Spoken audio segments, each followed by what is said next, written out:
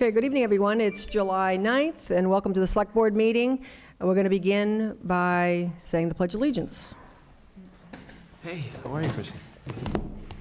Pledge allegiance to the flag of the United States of America and to the republic for which it stands, one nation, under God, indivisible, with liberty and justice for all. And this meeting is being sent out live, and it's also being taped. I'd like to introduce folks here on the Select Board. To my right, Francine Tishman. To my direct left, Matt Rowland, Chris Fowles, our Town Administrator, Ed Gibson, and Catherine Ingram, who takes our minutes. I just want to say thank you to John Martin for his leadership in the past year on the Select Board. I'm looking forward to being the chair this year, and I appreciate everyone's help with all of that. I also wanted to just say a word about a couple of process issues. And the first is that some of you know that my background is mostly in healthcare and hospice and palliative care, and we always start our meetings with some kind of a blessing or gratitude because we know that life is short and often precious. And so I just wanted to this is a very hard-working board. We have a lot of liaison assignments. We have a very hard-working town administrator, and I think sometimes it gets lost that we have a beautiful town with a lot of wonderful resources and a lot of good things to celebrate. So I would invite various select board members to volunteer any piece of good news or some gratitude about Southampton. And I would like to do that this meeting, and I would just like to say thank you to our businesses in Southampton. We're very, very grateful. We have a beautiful golf course. We have a wonderful bowling alley and restaurants and farms between Bashistas and Fletcher's. And so anyway, I invite people to solicit our businesses. We always talk about economic development, and I just think it's nice to acknowledge the businesses we have and to say thank you to them, that we're glad they're here. And we have a couple new businesses in town, O'Reilly's Auto Parts, and also we had a great celebration at the Cooley Dickinson Urgent Care Center. So anyway, we welcome these businesses and we look forward to working with them. Does anybody else have anything else to say before we start? Yeah, I'd like to add that, before I was on the select board, now that I am, and having liaison roles on other committees, how appreciative I am of the talent and the interest and the skills of all the volunteers who volunteer on all the committees here in town. We have a lot of talent, and I really have come to appreciate it. Great, thank you. There's been a request then to move up one of the agenda items. Is Lucy here? Is she in there? Go get her. The request is to move up the item on a new business. Select Board to vote on sign the conservation restriction for Palmy Meadow Road, and also Select Board to vote to sign baseline report for Palmy Meadow Road property. Just so that Lucy can go ahead and notarize that.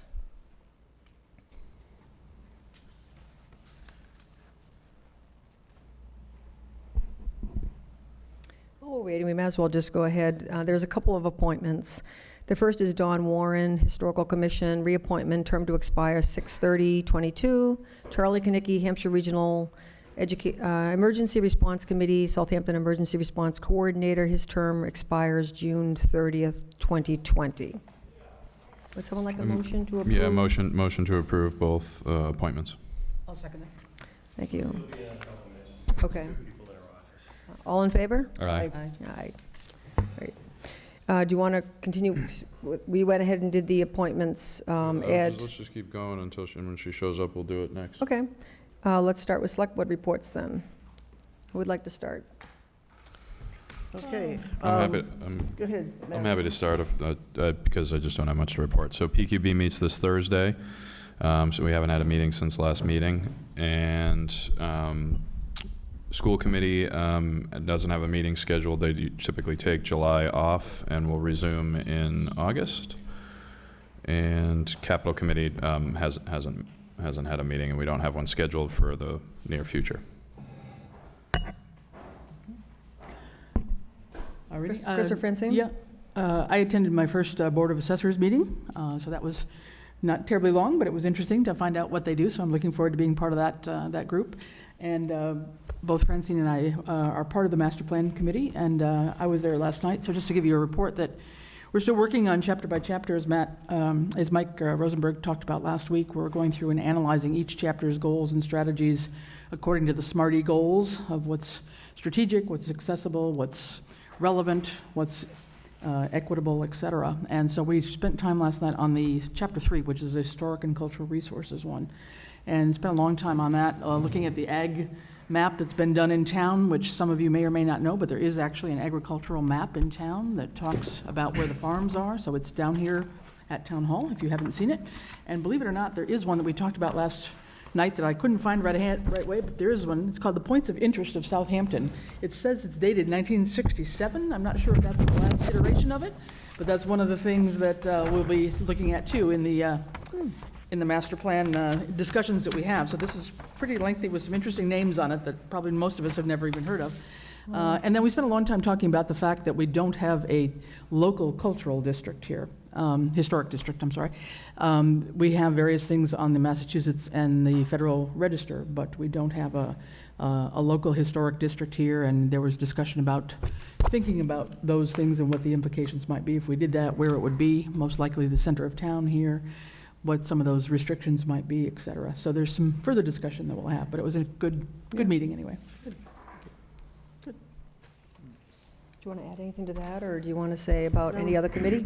Unfortunately, I didn't make the last night's master plan implementation committee, so I'm grateful for the report. I did attend the Cooley Dickinson Urgent Care grand opening. It's not open, but the dedication last week, so I think it's a wonderful addition to Southampton. I think it's going to be terrific for all of us.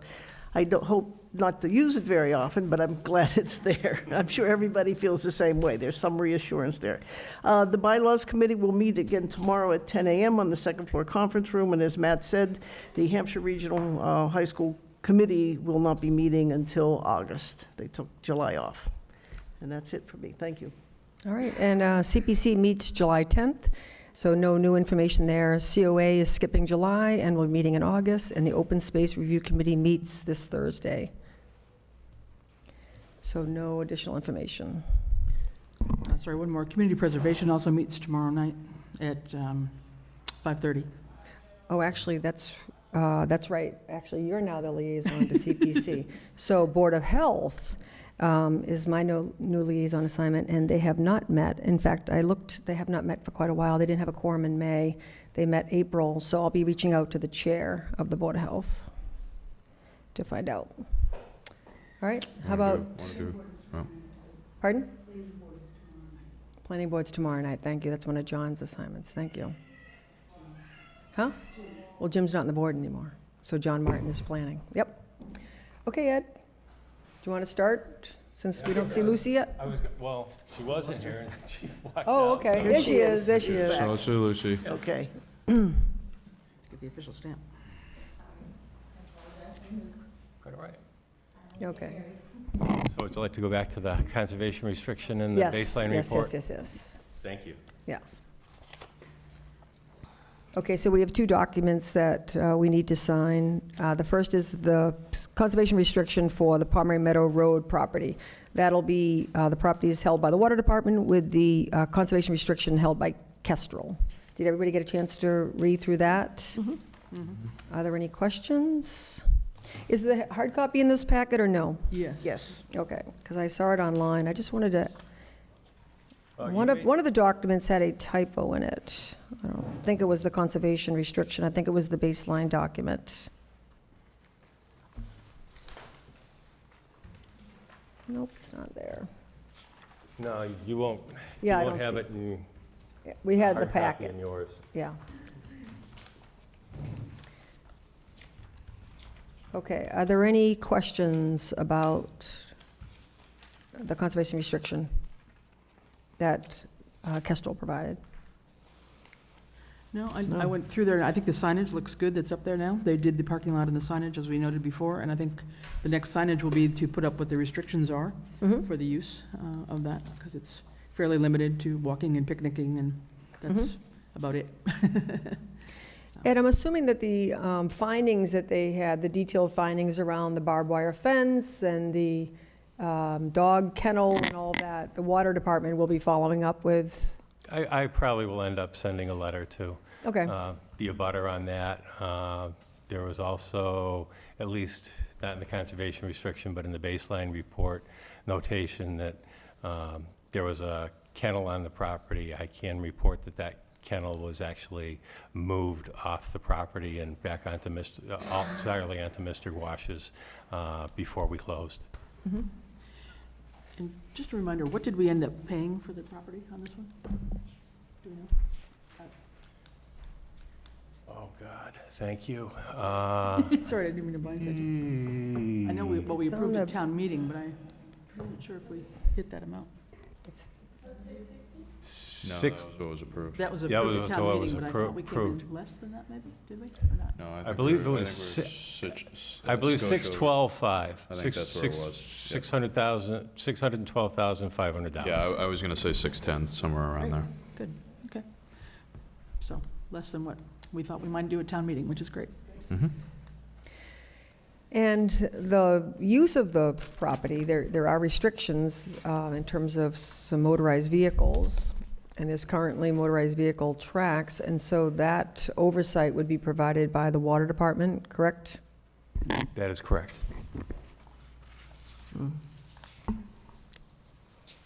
Any other questions about the conservation restriction? Can I have a motion No. then to approve it? If there's no Okay. other Motion to questions? approve the conservation restriction. I'll second that. We ready to vote on that? Sure. Okay, all those in favor? Aye. Aye. Aye. Okay, the baseline document, let me just get a minute to find it here, because that conservation restriction was lengthy.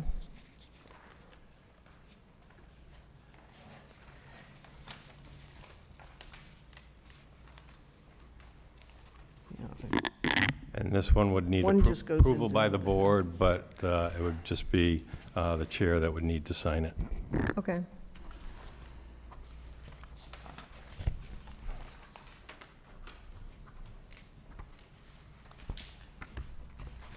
What are we doing now? The baseline Sign document. document? Do you need me to? Okay.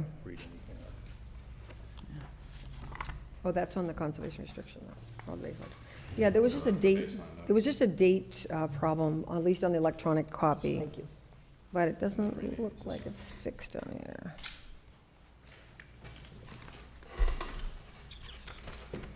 Oh, I know it's, hang on a second. What are you looking for? That's okay. You sent it first out as a separate document. I made some edits on that, and then it was part of the original packet.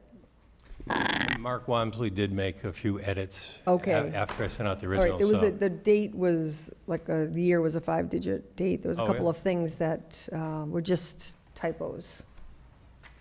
So this is the final copy of it? this is the final. Okay.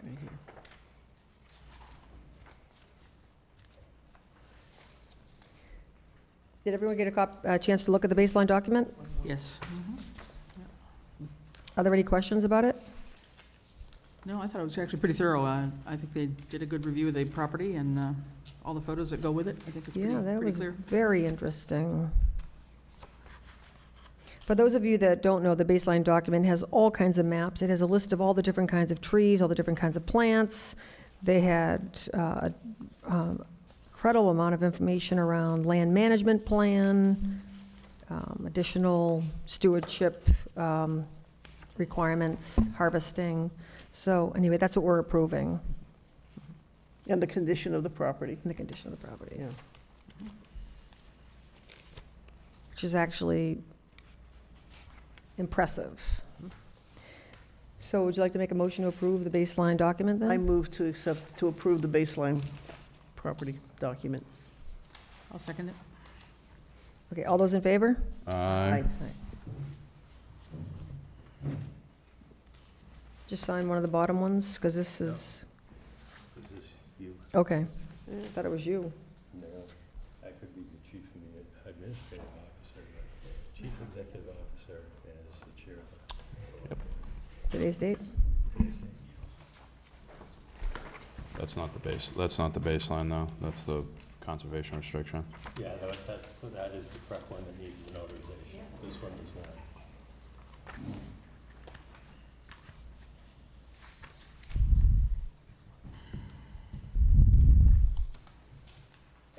Thank you. I'll give you a minute to finish that before your report, okay, Ed? Appreciate it.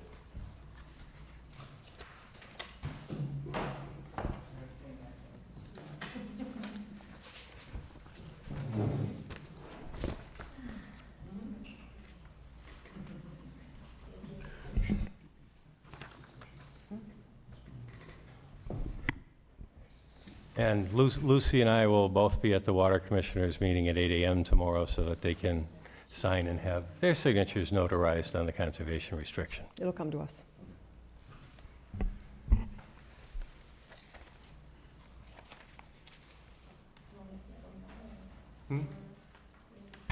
Yeah, go ahead. Thank you. No, thank you for helping out. We appreciate it, Lucy.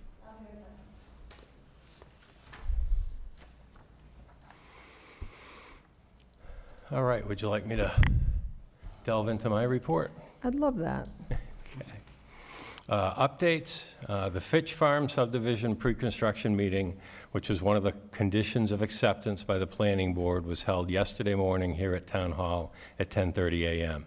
It was attended by Ryan Gielaher, owner-developer, Philippe Cravo of Levesque Associates, Inc., as engineer for the subdivision, Tom Gahn, our water superintendent, Tom Quinlan, our building commissioner, Randall Kemp, our highway superintendent, Ing Illingsworth, our police chief, John Workman, our fire chief, Jerry Swanson, our health director, and myself. Mr. Gielaher still has to finalize the homeowners association paperwork and the bond for the project. They are expecting that will be completed in 2 to 3 weeks. There is no scheduled start date for construction currently, and this will be to be determined. However, tree removal and clearing will take place first as far as the development goes. Mr. Gielaher will video record the current condition of Pequot Road to be used as a comparison for its condition after the development and new road are put in. Chief Workman requested that the houses be numbered even during construction so that an ambulance could locate the right parcel if something were to happen during construction phase. Chief Illingsworth requested the street signs be installed to locate the street. Thank you, Lucy. All set. Thank you. See you tomorrow morning. Thank you, Lucy.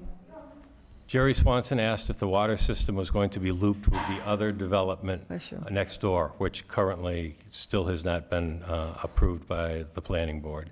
Mr. Gielaher offered on behalf of himself, and not a planning board requirement, that if the other subdivision did get approval, that he would absorb the additional extra cost voluntarily to loop the water system. He has also agreed with Tom Gahn, the water superintendent, to install 2 extra hydrants. The hours of work allowed on the subdivision development by the planning board are Monday through Friday from 7 a.m. to 5 p.m. and Saturdays 8 a.m. to noon.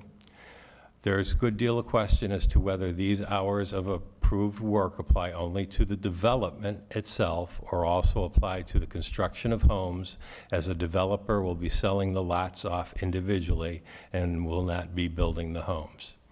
And currently, we do not have a bylaw that restricts like quiet hours or anything like that. So it was a fair and legitimate question that came up during the conversation. And the Board of Health doesn't have any noise bylaws. No. Nor do we. No, But that's what I've basic construction of a property. I feel like that's basic construction of a property owned by an individual. It's not like they're not building these homes, they're just building the road. It's an interesting case because most subdivisions, the developer will go in and might sell off a couple lots, but develops the properties Yeah. themselves. So in that case, they would still be falling under The planning board. the planning board Yeah. requirement. And in this one, it was just brought up that there could be a hole. So, and in some other communities that I've been involved with, rather than a noise ordinance or anything else, there has been a quiet quiet hour notation in the bylaws. So just something to keep in the back of our minds. The community outreach meeting for the recreational marijuana retail store was held today in the Red Rock Plaza, Unit G2, which is the next unit to the right of McKell's Coffee, at noon.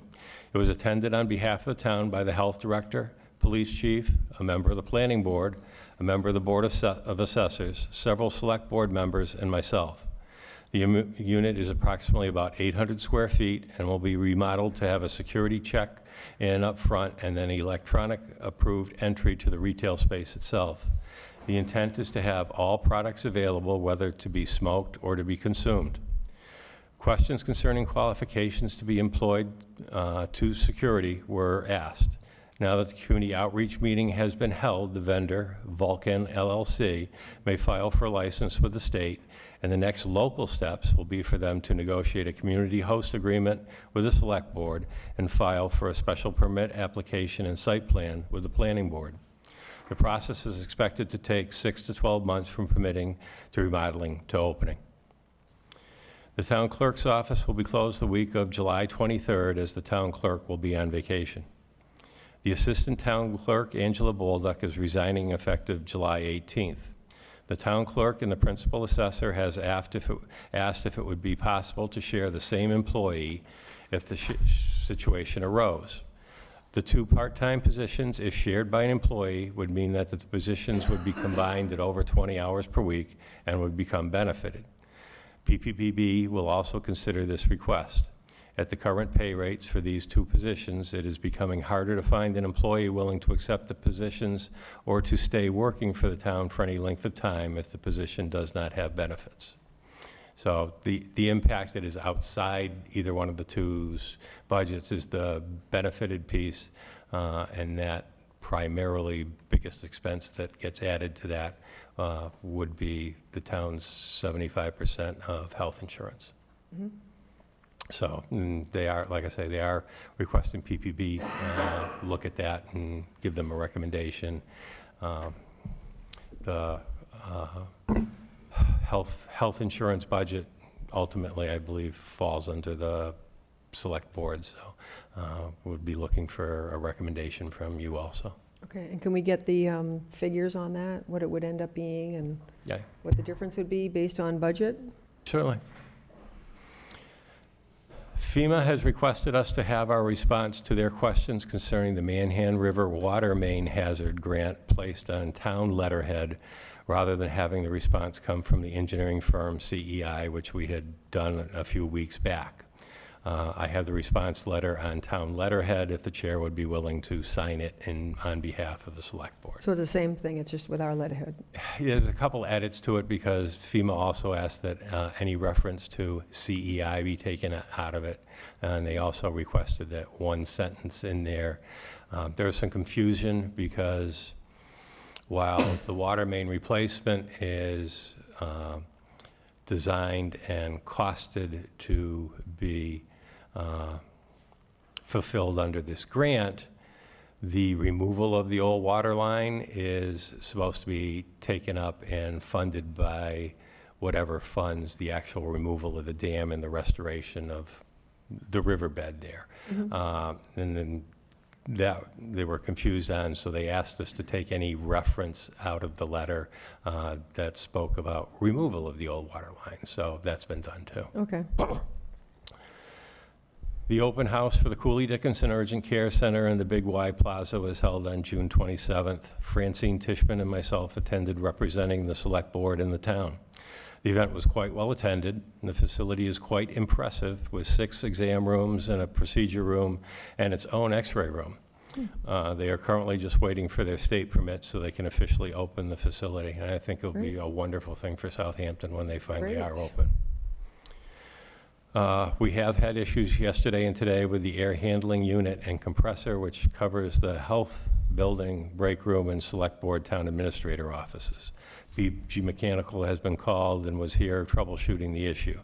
The issue seems to have been caused by low refrigerant in the compressor and has been recharged and seems to be working normally again. Do we have a service agreement on that?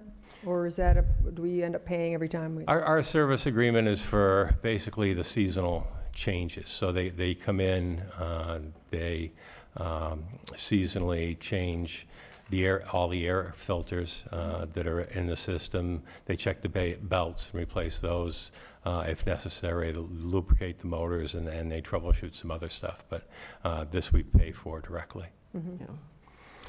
The contracts for the repair of the Norris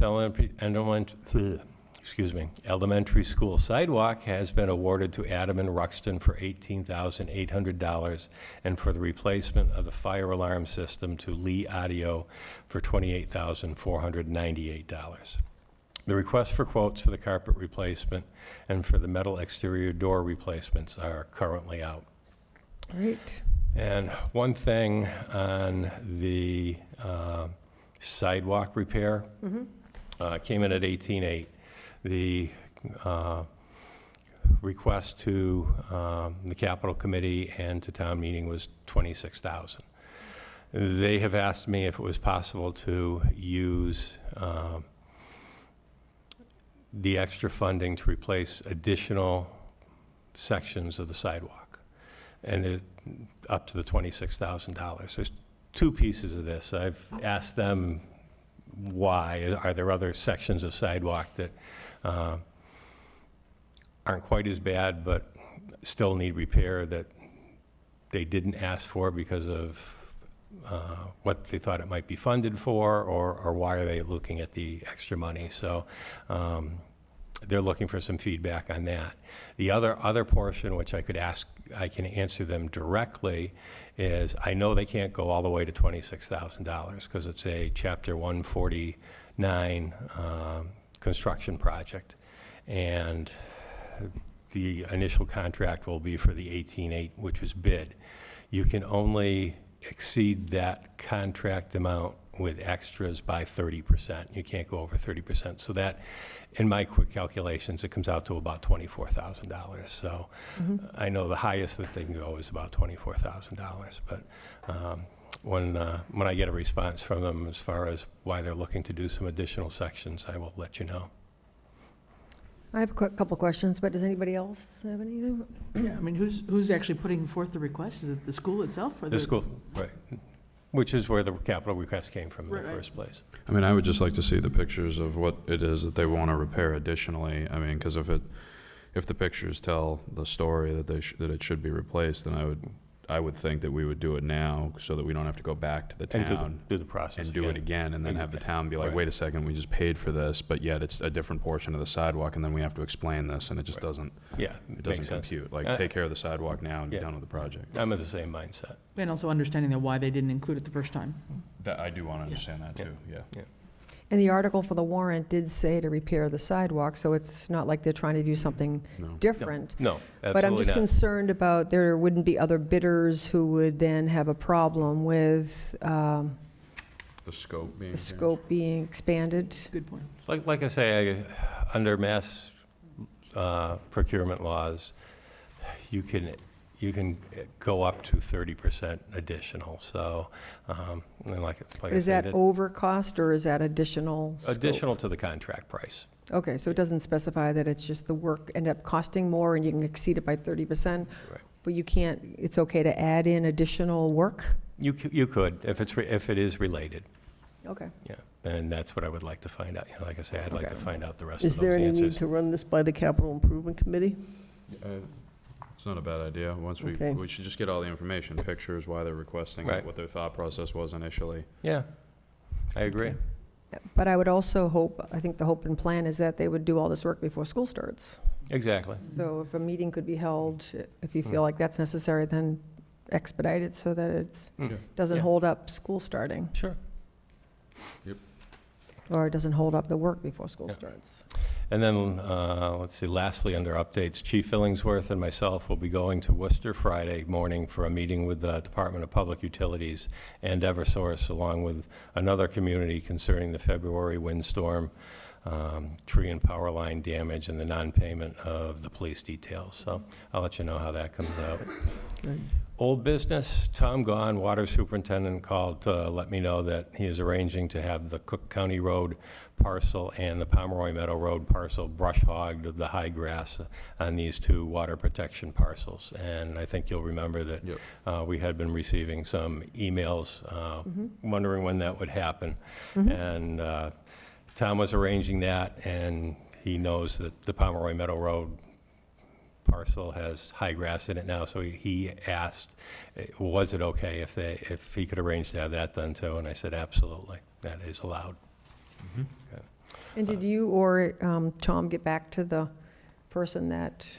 I finally did what I had to do, and I don't know why, but I had responded to him 3 times via email, and he never received my response. So what I finally did was actually wrote him a letter, because he had provided his contact information other than his email, and sent him the previous emails that I had sent him, and gave him the same answer. I also, after you and I discussed this, I found him on Facebook and just sent him a direct message and just said, hey, he's actually not responding to you.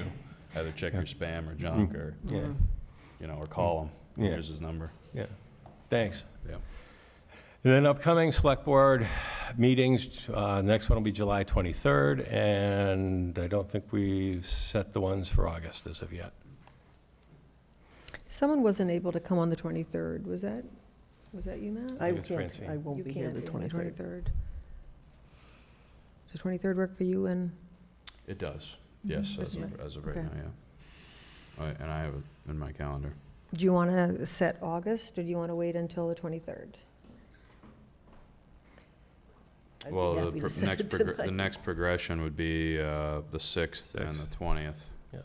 I will not be here on the 20th, but I could make the 6th. Just keep it the same every 2 weeks then? Both of those dates are good for me. Those I think dates they're work both for me. good for me too, so. So let's do that. I won't be here the later one in August. I'm on vacation.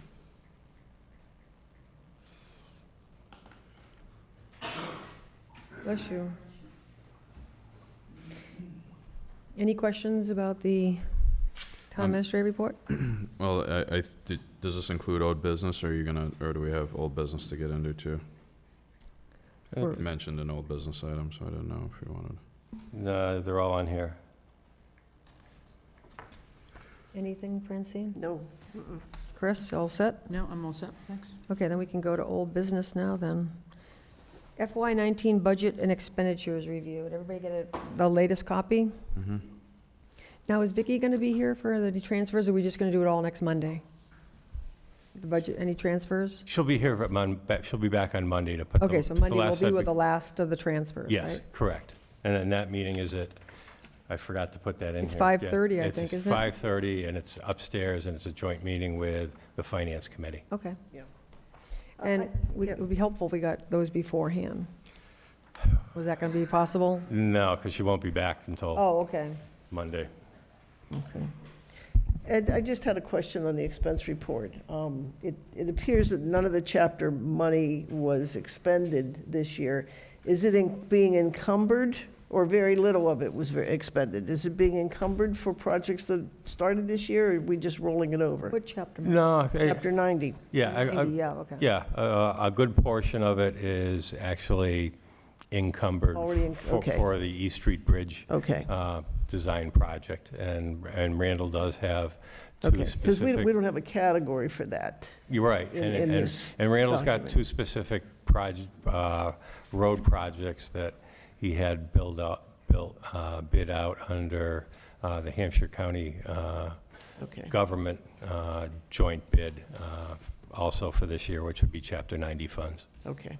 So just with regard to that, and I know just don't take this the wrong way, because I'm not trying to pound you on this, but the grant, have we gotten any type of written, verbal, documented confirmation of this Well, extension? like I say, I've gotten the verbal from the governor's office. What I want is, really, I want to hear from Mass Works, so. In an email or something like that, just any type of Any form of paper. type. It doesn't need to be official and notarized, but like something to be able to reference to somebody. Exactly. And I understand where you're Yeah. coming from. It just, might be a little more, even more frustrating for me going through this than it is for you. Yeah. So, but yeah, I'm along the same lines. Yeah. Just, are we on the budget part or? Yeah. The expense part? I just have a question, just because I'm not totally familiar with how everything flows at the end of the fiscal year here. On the capital funds page, which is page 11 on the budget thing, when we have balances left in capital funds, do those automatically roll over, or what happens to those? For example, what am I looking at? Yeah. Well, for example, Norris School, there's money from the boiler, $12,000 remaining. Is that something that could be used for the other repairs that were talked about, or is that? It would have to be, dedicated to it would have to be turned back in Yeah. by them. Okay. But in general, like if you looked at, and of course they don't appear because they were really for fiscal year 20 appropriations, but theoretically, if like the fire alarm had been appropriated as a 19 instead of a 20, and all that funding was still sitting there because it was an article, it would automatically roll over unless the department notified Vicki that, okay, we're done with this project, or we're not going to go forward with it, we're turning the money back. Yeah. Okay.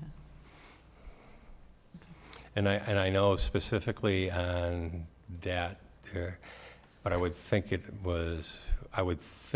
should have been taken care of by now, but I'll check with Bobby Jones. I know after they had some of the original work done, they contracted for on that second boiler repair, that I know that we're going to have to do some other work that wasn't included, and I'm not sure if they've had that done yet or not. They may have waited for the summertime when school wasn't in session. But essentially, if it's not spent, it gets turned back in. The key here is because of the fact that it's set up unlike our regular appropriations, where you have to say, I've contracted for this amount, haven't been billed for it, I want to carry it over. Yeah.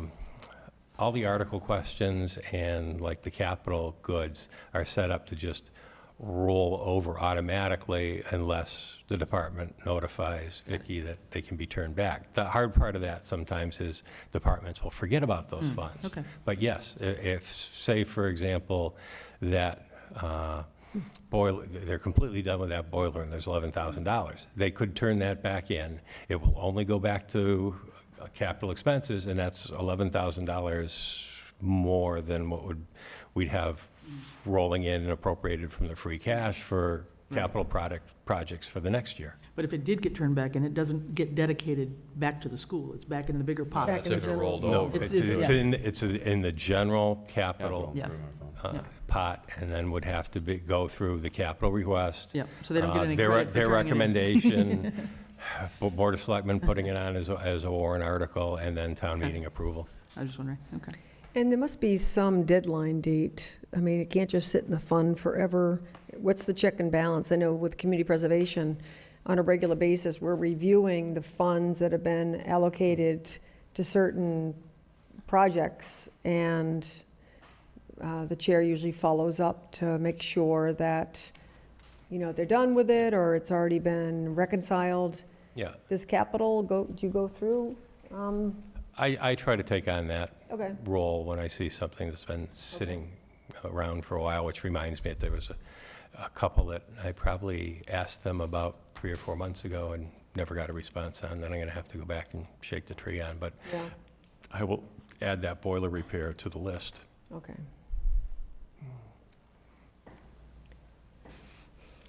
Any other questions about the revenue and expense report? I think it looks really good. I think there's a lot of close to 100%. Looks like I think they've all done a really good job. There's only one that's over significantly, and it's Title I of the school, which I'm assuming is the The state grant. reimbursement. Yeah, all of those scare me because they're all paid well after the fact. Yeah, they're all reimbursement accounts, so you look at them all year long, Yeah. they're in the negative, and yeah. and it's But like, actually, oh, this is much more than budget, so it looks even worse. But it's all reimbursed direct expense incurred Yeah. direct reimbursement? Hmm. Okay. Any other questions about that? No, guess not. Okay, we have some updates. The first is the East Street Bridge update. Sure, and while I can't give you any more specifics on the grant, which we'd really like to know, I can tell you we did get a good piece of information. John Furman from VHB had reached out and contacted Holyoke Gas and Electric, who has a gas main on the bridge, which was a real sizable chunk of what that bridge replacement is. And originally, when they started talking about this a year and a half ago or whatever, Holyoke Gas was looking to replace that main anyway, but they haven't, and they kind of dropped the plan to do it. So what Holyoke Gas and Electric did is they know that I'm somewhat ticked off because of the fact that they were going to move it, and now they're not. They reached out. There's new technology. I didn't realize, even think about using it in this way, but there is horizontal boring that is done now, and I've seen it done for water mains, drains, and whatever, where they'll drill under a road or what have you. I didn't realize you could actually drill under a riverbed, and from the information that VHB garnered in the early parts of this, from their soil borings and whatever, the soil is a good candidate for that. The firm that actually does this type of work looked at the borings and the structure that's under there, and it would be eligible, and they can do the horizontal boring to go under the river rather than take it off the bridge and put it back on the bridge. The good news is that this will be less expensive than taking it off and putting it on. We don't know how much less it'll be at this point in time, but what they have asked me to do is, once VHB has pretty much finalized their bridge design, to send that design to Holyoke Gas and Electric, and they'll start working with their contractor for drilling to figure out what the cost will be. And there's no additional environmental analysis or anything that has to happen because of that? But no, not that I'm aware of. Mhm. Good. Any questions about the East Street Bridge? Good news. Yeah, it is good news. Next update is on Glendale Road. All right, and you'll have to forgive me because somehow working with these two projects under the deadlines in the last 2 months or whatever, I may still get them mixed up. So with Glendale Road, we received I'll get this backwards, I know I will. We received the conservation restriction back. We've got all the signatures on it. I have sent that off to the person of the state. I mean, are we talking about the Glendale Road? Glendale Road reconstruction? No. the Okay, Glen- you're Glen- talking about, okay, because Yeah. it said Glendale Road update, so. Yeah. And I may have misunderstood you when you said, Okay. can we have a Glendale Road update? And I'm still thinking projects because of Okay. the reimbursements and Let's whatever. talk about Clearwater Woodland update. Let's do both. And so the state has that. It has to be signed by their secretary. Once it's signed by their departmental secretary, they send it back to us, and we have to record that at the Registry of Deeds. Once it's recorded at the Registry of Deeds, I will have to send it back to the state as a supplemental piece of the reimbursement packet, because it's a requirement of the reimbursement packet, with all the recording information on it. I have also already sent them the entire reimbursement package separate from this. So they have that. I really expect to have the conservation restriction back with their signature sometime this week. So once that's done, it'll be recorded, and then once we have that, I'll send it back to them for that And then we'll get the piece. $400,000. That one is the $400,000, correct. Yep. Good. And then on the Pomeroy Meadow Road update, Yeah, we just signed you that. just signed that tonight. The water commissioners will sign the 2 documents tomorrow morning. Mhm. I'll do the same thing with those. The conservation restriction, who I have to send to a separate person, I will package up and overnight to them to get the individual from the state's signature to have it sent back to us so that can be recorded. But I should have all the reimbursement package, except I still have to print the pictures at home on a color computer of the signs and the parking lot to go into that. But I will send that portion off probably tomorrow also. Mhm. Okay, and the Glendale Road, it's moving along. I know there's It's- not a recent update on the website, but I mean, it looks like it's, The the actual road The is. actual road, yes, yes, the Glendale Road Improvement Project. Mhm. That's moving along, and my understanding, actually only because of the fact that Mr. Gielaher, who we had the pre-construction meeting on Fitch Farm with yesterday, is also the contractor for the Glendale Road Improvement Project. But I guess that kind of, it fell behind a little bit in the beginning, but they've kind of caught up, and they might actually be, I hate to say this because I usually jinx ourselves, but it might be a little bit ahead Ahead of of schedule? schedule at this point. They found a few bumps in the road early on. If you remember, we had to approve the extra cost, first of all, for some safety walls to be put up because of the way the drainage was being put in by the edge of the road. And then recently, there was a second, which I'll call kind of a minor amendment to the contract, where they found out there was a conflict in the plan between the gas lines in a small piece of the road reconstruction project and our drainage. So I think that one was like $6,000. But other than that, they've been the only 2 bumps so far. So knock on wood, hopefully it keeps moving forward. Yeah, hopefully. and Good. Any Remind- question about any of these projects? Just a question, is there going to be a sidewalk on one side of that, or both? there's going to be a sidewalk. Just on one side, though, not both? It's one side, and to be honest with you, north side. I can't tell you if it goes from one side and then might move to the other or not from my memory of the plan. I think it stays on one side the entire It's way, the but there north will be a side. sidewalk. Zip to farm side. Hmm. Any other questions about these projects? Matt? No. No, I didn't think it was on the Zip to Farm side, but. I meant the, well, the north side would be the side closest to Big Y. You think it's on the other side? Yes, no, it is on the side closest to Big Y, Yeah, that's yeah. my understanding, yeah. All set?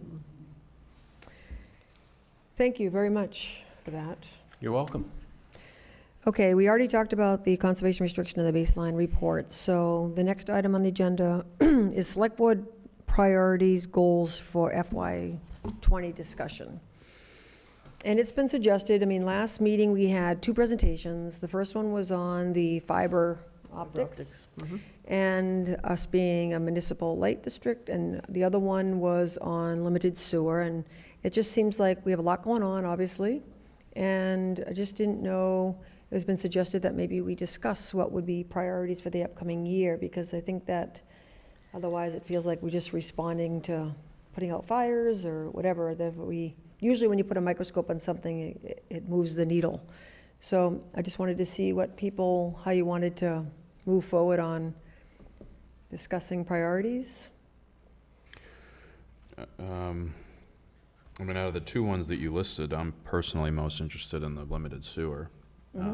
Just because I'm still hung up on, with regard to fiber, and this is a personal opinion, but I think it works, is I feel like we're just becoming more and more wireless, and I feel like cell service is becoming more and more ubiquitous, and I think we're heading into a 5G area and time within not so many years, and it seems like the payback from the presentation that we got on fiber optics requires quite some time to generate any type of a payback period on that, and I'm just concerned that the length of time we don't get. I guess So I my- feel like the yeah. limited sewer is a better. I guess my concern is, you know, we're already a generation behind. And if we wait for 5G, we're going to be 2 generations behind. If we don't step up and start to find some alternatives, I think cost to the town, cost to the residents, if we can find more economical ways to deliver these services. I don't have that vision for the future to know, you know, the direction. I do believe that there will be improvements, enhancements, and things do become obsolete. I just don't know how quickly fiber optics is going to go away and this new one will come. And when the new one comes, when the 5G comes, is that going to be more cost prohibitive to us than this? I'm just looking to make some steps forward. And not just to spend money, but to spend the money where I think it makes sense and where it has some shelf life for the town until we can move to the next level. But if we just sit back always and wait for the next, we're never going to get there. I understand what you're saying, and I don't disagree with what you're saying. I'm just kind of thinking about out loud No, here. but for the sake of argument, to argue back, like the fiber optic requires an unbelievable amount of infrastructure where people are just jumping, literally doing hotspots off of their cell phones.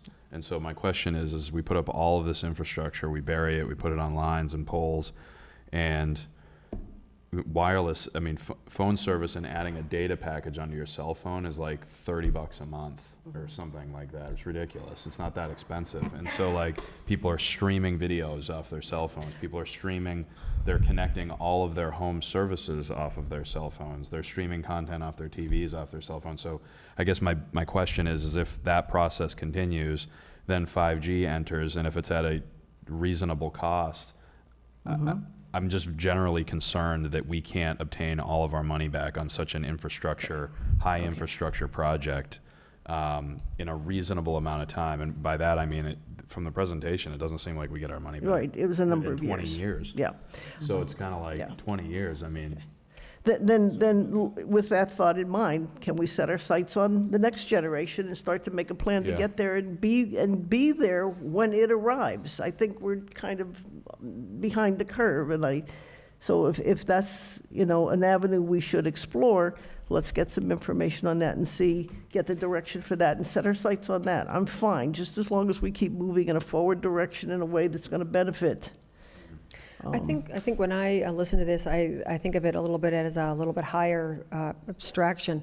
I think one of my primary goals would be economic development. So that might mean sewer, if it means that a business that came to town up in the industrial area, that was important to them. If fiber optics was more important, then maybe that would be a direction to go. So my priorities are more around economic development, the public safety complex, and senior housing. I also think that having a closer relationship with our state representative, we have presentations by different department heads, but I would like to invite Lindsay Sabadosa. Right now, Senator Humison is our state senator, but he is running for mayor of Westfield, and so we have a little bit of a, I don't know, I think about maintaining relationships and finding out about state funding on a regular basis, whether it mean inviting them to meetings quarterly, like some of the department heads, but having a liaison to our 2 representatives, just having a close relationship. So that's what I was thinking more along. You know, we have money in CPC for housing.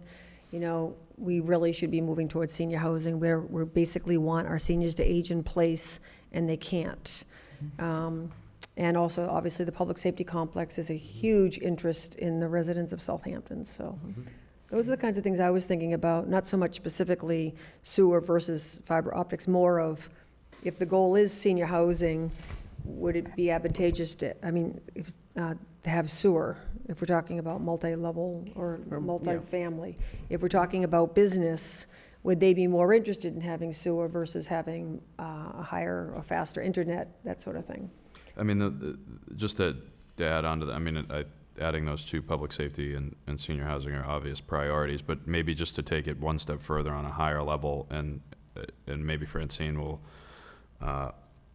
agree or disagree with this, but fiber optic versus limited sewer, I mean, we have to get rid of our waste. Like that has to happen, and there's really only there's really only two ways to do it. It's sewer or a septic system. And so in terms of economic development, and with regard to fiber optic, there are multiple options. There's your cable service, there's putting up infrastructure for the town and us running the fiber. Then there's the cell service. Then there's generations of each of those three things. So like, for me, and just to go a step further and not to be too forceful about it, but like there's options for fiber and internet that people can get readily today, whereas you can't develop economically some of the things that we want to do without without some type of a sewer system. I don't disagree with you. My point is not to do one over the other. My Sure, point is sure. to look ahead and start to plan now for that next generation so that, as I said, Yeah. when the technology arrives, we're ready.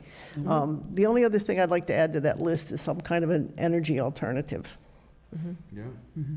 And I know on the capital improvement plan, it was pushed out, I think, to like 2024.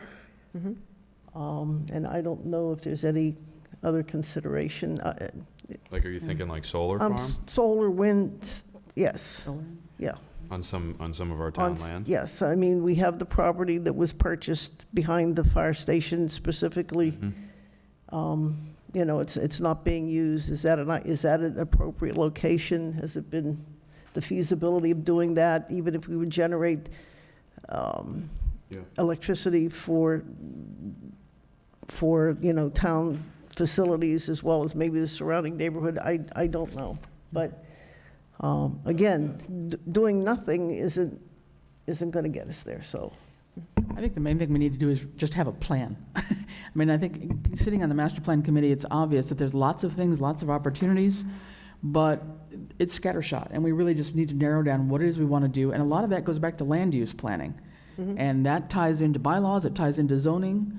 You know, I think we have to do a surgical strike, if you will, to look at some of those foundation issues that allow us to do things like you're all talking about. I mean, for me, the economic development and affordable housing are probably my two top thoughts as well. But I think we really have to sit down and look at some of the foundation things that we have in place that are not either being respected, they're not known as new people change in and out of committees, or they never got finally approved and they need rewording. There's a whole lot of work to be done, I think, at that level so that we have the basis to say yes or no in terms of a cluster development or a business coming into town. I think we're not caught up with ourselves in terms of what we need to have in place to move forward. We're kind of treading in place, I think, and I think the forward thinking is great, but we can go out and spend a lot of energy and get nothing done as well if we don't kind of narrow down what we want to make as priorities. Good point, good point. Well, I think we used to have an energy committee in town, and I know that it's been suggested that that would be a good thing to talk about. We also, Charlie had suggested last time that it would be good to actually have an ad hoc committee that looks at some areas. So I do think that I'm just going to ask that we revisit this and perhaps talk to some of the committees that we represent. I know housing has been dealing with senior housing. I know that CPC has been dealing with affordable housing. I just think that if we have something, I mean, you can't do everything, and I think, everything takes a lot of time. But I think if we tried to at least identify areas that we as a community think would be in the best interest of Southampton as a priority, I think that would be helpful.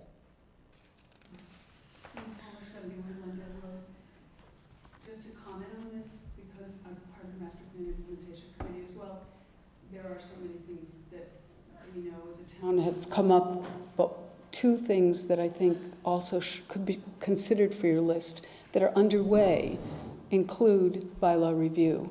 I know the planning board has been reviewing and is continuing to review for zoning bylaw updates, and I know that the personnel bylaws are also being reviewed, and they're very challenging.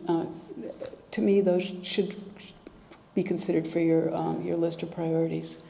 My thoughts. Thank you. Anything else? Ed, did you want to say anything about any of that? No, I think you just had an excellent discussion on that. Okay, good. All right, so next on the agenda is marijuana vendors draft host agreement template discussion. And that was in the packet. Yes, and just to remind you, this is just to try to develop a general template that could be used. Any individual project, you may be adjusting this or making different requirements to it or different conditions, but the idea was to have something in place in general that we could work off of and maybe not have to make a lot of changes to specifically. And it was originally drafted and given to me by KP Law. I have already made a few, I will say, minor edits to it by filling in the town of Southampton, changing reference of Board of Selectmen to Select Board, in the end, adding the appropriate Select Board members' names, items like that. So I haven't really done anything that's a substantial edit to it.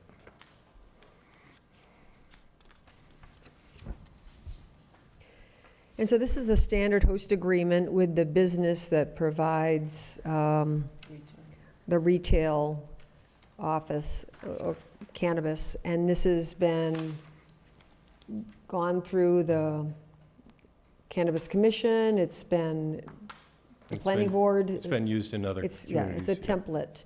Yeah. And we get an opportunity to specify some percentages, some additional fees and that sort of thing. Otherwise, it's a pretty standard template. Is that correct? That is correct.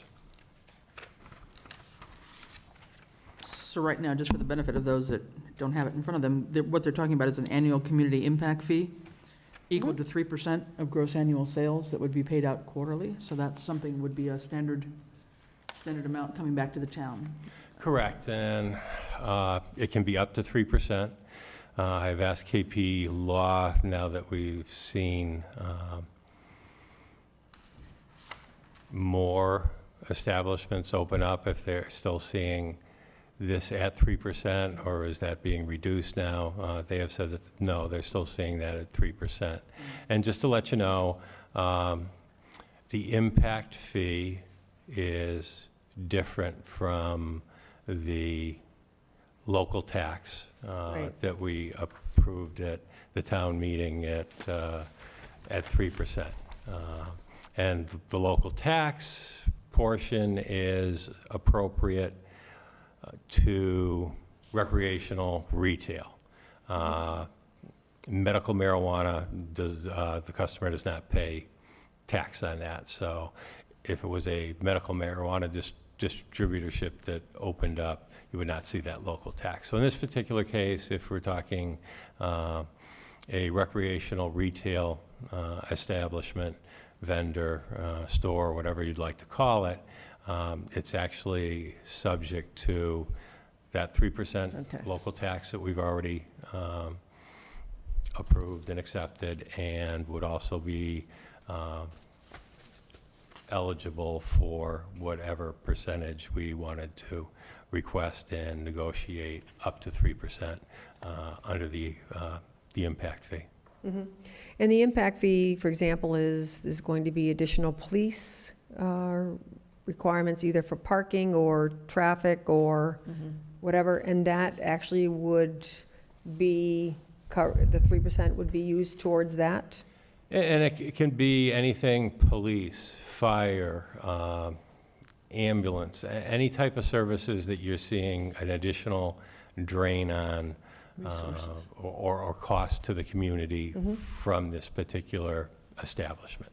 And one of the things that Katie Loftman from KP Law, really called out to me on is this impact fee is a 5-year agreement.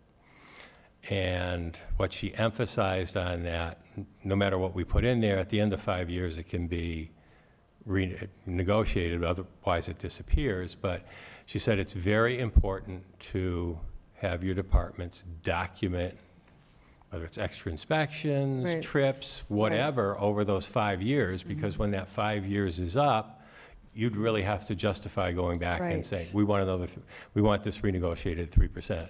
So you can actually sit there and say, you know, here's what, you know, here's the services we had to provide you, which were over and above. So the money comes into the general fund. We don't distribute it to the various departments based on what we think is impact. No, no, we do not.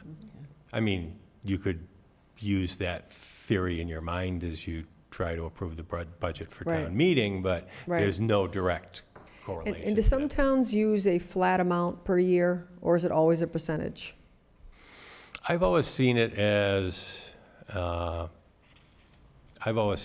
percentage. Percentage of- There may be other, like, further on in that template is another piece, which is actually coming under fire from the vendors at this point in time, and if I Is it under additional obligations? Or the community I benefit? think that's it, but I can't, I don't know where it went in my original packet. Let me pull Is yours it and see if community it's in- benefit payment, Ed, or? I'd have to look at it. I'm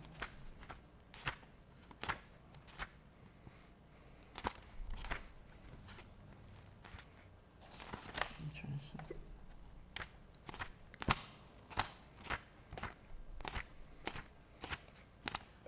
I mean, I guess just a quick discussion point. I've been to a lot of planning board meetings on this. And in fact, I feel like I've been to every planning board meeting that discussed this. I think that am I thinking that correctly, that this is the same document that the planning board has spent a ton of time on reviewing, or is this different? No, what they spent a ton of time reviewing was the Bylaw. actual, the bylaw, whatever. And there's two separate pieces that are coming down the road now that Vulcan LLC has had their community outreach meetings, is once they have that community outreach, they can apply to the state for the state license. Yeah. Opened up that. There are two local pieces. They have to apply for a special permit under our zoning bylaws to go and open up at this location and site plan approval. Mm-hmm. That's the planning board side. Select board side is this Host agreement. community host agreement. Okay. Correct. I'm asking the question because I don't think we as a board should be reinventing the wheel if this No. work has already been done. I mean, they did spend a ton of time on this, and if some of it's redundant, you I know, think the issue with the we really planning- should be considering what that committee, the work of that committee already did. If the planning board didn't put in their own specific regulations, then by a date, they defaulted to the states. So that was what was the planning board's charge, was to come up with any kind of restrictions Yeah, and they to did products that are close to schools and that sort of thing. And so Location, that's yeah. what they actually did. That was the work of that committee mostly. So this is an agreement specifically with a business, To run the business in the to run the town. business in the town. So in addition to the community impact fee, there was a community benefit payment, though, that was Right. talked about. And that, right now, if you look at the draft that's in front of you, it's got $20,000 sitting in it. That is the portion of community host agreements that have come under fire by the vendors associations that is excessive and whatever.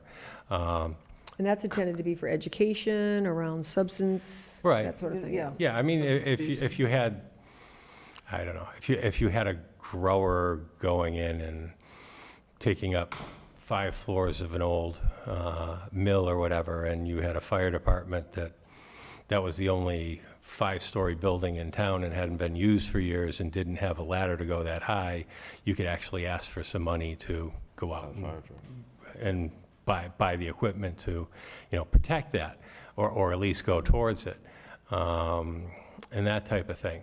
Currently, the Cannabis Commission has not ruled to outlaw or restrict that particular payment from the host agreements.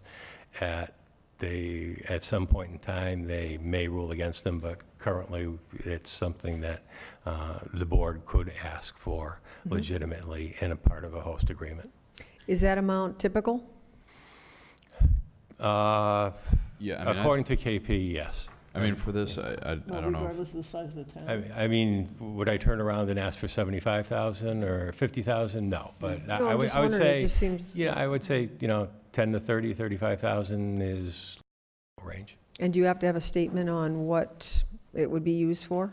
I can find out if they've seen what it might be used for. I'm sure I can come up with that. I mean, right now, it just talks No. about substance abuse education and counseling services. That's Mhm. really how it's referenced in here, at least. I mean, can we, with the main points of this, like the percentages and the dollar amounts, are we able to look at like some of the other host agreements that were done in Easthampton and Northampton and do basically something similar? I mean, my mindset on this is to not be any more Right. greedy and certainly not any less greedy than the surrounding communities. I mean, and by yeah. greedy is probably not the right word, but like, No. I mean, our Competitive. percentages should be in line, they should be equitable, like it should Right. just be. And Work's already been done, and Right. I think that expectation's already been set, especially by the person that wants to come in here. I don't think anyone's going to go out of their way to come because it's, we're, a less That's my amount. point. you Yeah. know. yeah, and it's hard to qualify because, let's just say, for example, Netto was the first one Yeah. to open up. So, I mean, you've got people going there for miles and miles and miles. So if you look at what their annual revenues are, this being their roughly million. first year, it's going to be extraordinarily high as these establishments roll out, much like, and I'm going to just say, excuse the expression, local package store Yeah. or liquor store or whatever.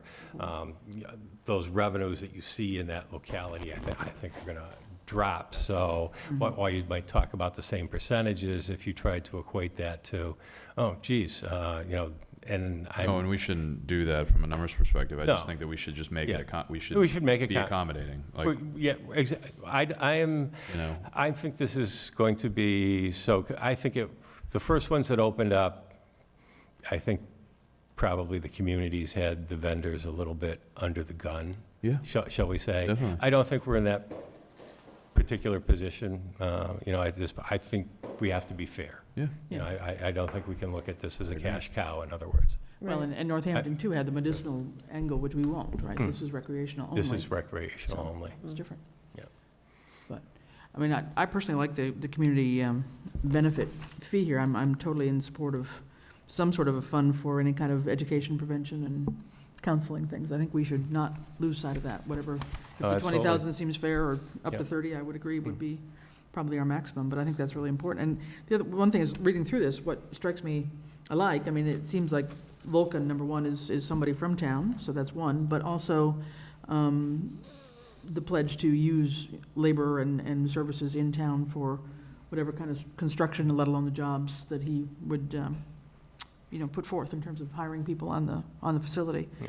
So using local labor. You mentioned that today. Is great, I Yeah, think would be great. and it's something you can actually try to put a requirement into Yeah. this as an additional, Yeah. condition. It's like Chief Illingsworth called me this afternoon and asked if he should be here, because, he has talked to the Easthampton and Northampton police chiefs, and he said, it might be advantageous to, put in a condition that, if the chief sees a need under certain conditions to require a police officer to be there for traffic work or what have you, that would be beneficial to have. And I just told Ian, I said, that's a good condition, site-specific. I goes, all we're talking about tonight is just a general template that will work off. So he understood that. So, like I say, right now, we're not talking about any particular site or any particular company.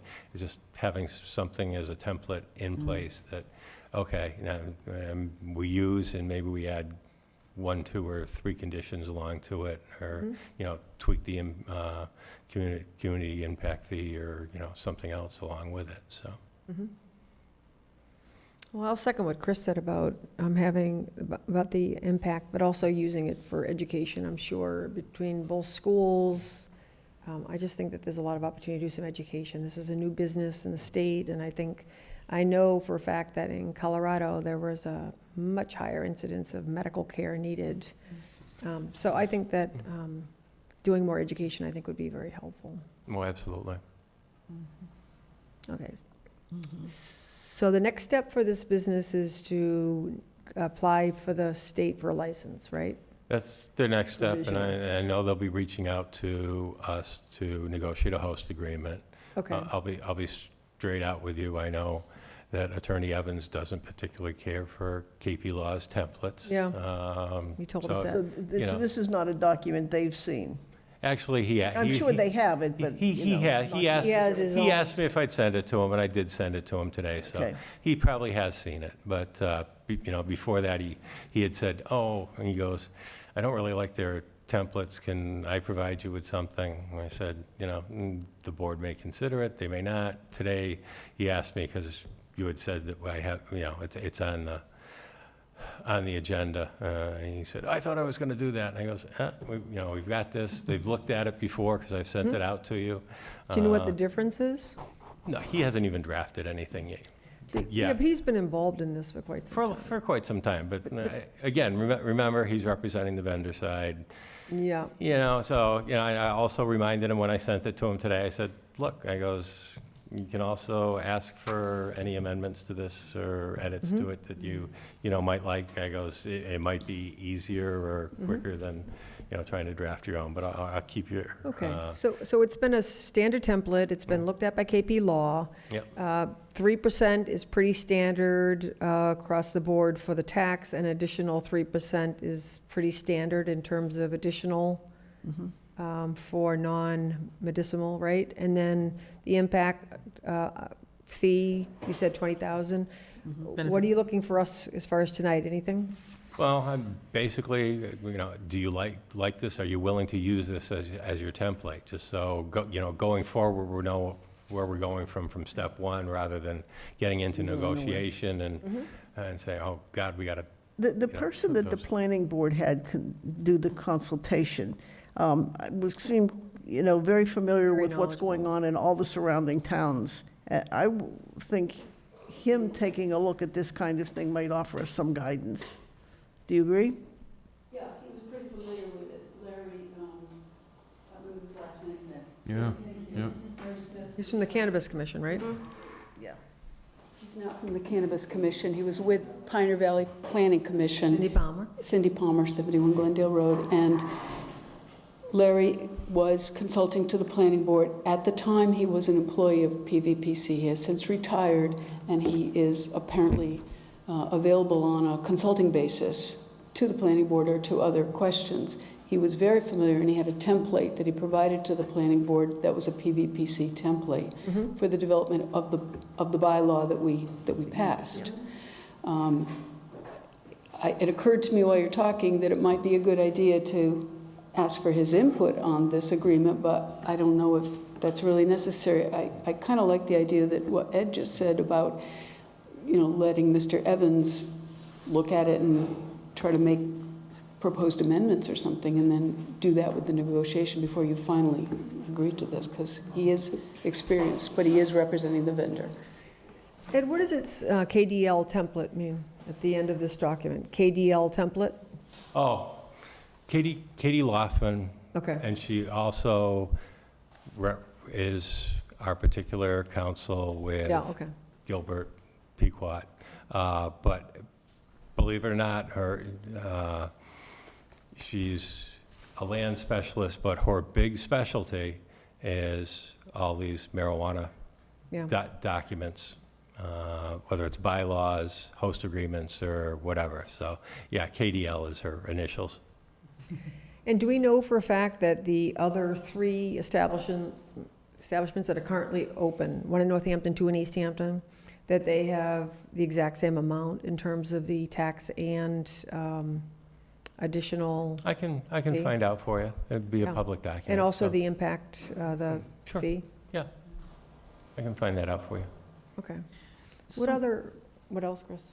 Somewhere in here, I think there was mention that there was a need for some letter of non-objection or something from us at some point. Is that an early step in the phase as they apply for a permit, or is that later on down the road? It's probably would go hand in hand with the community host agreement. Yeah. I think I'm with Matt when it comes to, like, we don't have to reinvent the wheel. This is from our own attorney, and I think that if this board is comfortable with this and we get details around the amounts so that we're consistent with other businesses in the area, I agree. I don't think we should be trying to go crazy with income. I'd just as soon make sure that it's done right, but not kick anything down the road. As it is, they're looking at a 6 month to a year between all the steps and all the renovations and that sort of thing. So could you find out, for us about the other 3 establishments, what the 3 different fees that they currently have are? Absolutely. Okay. Happy to do it.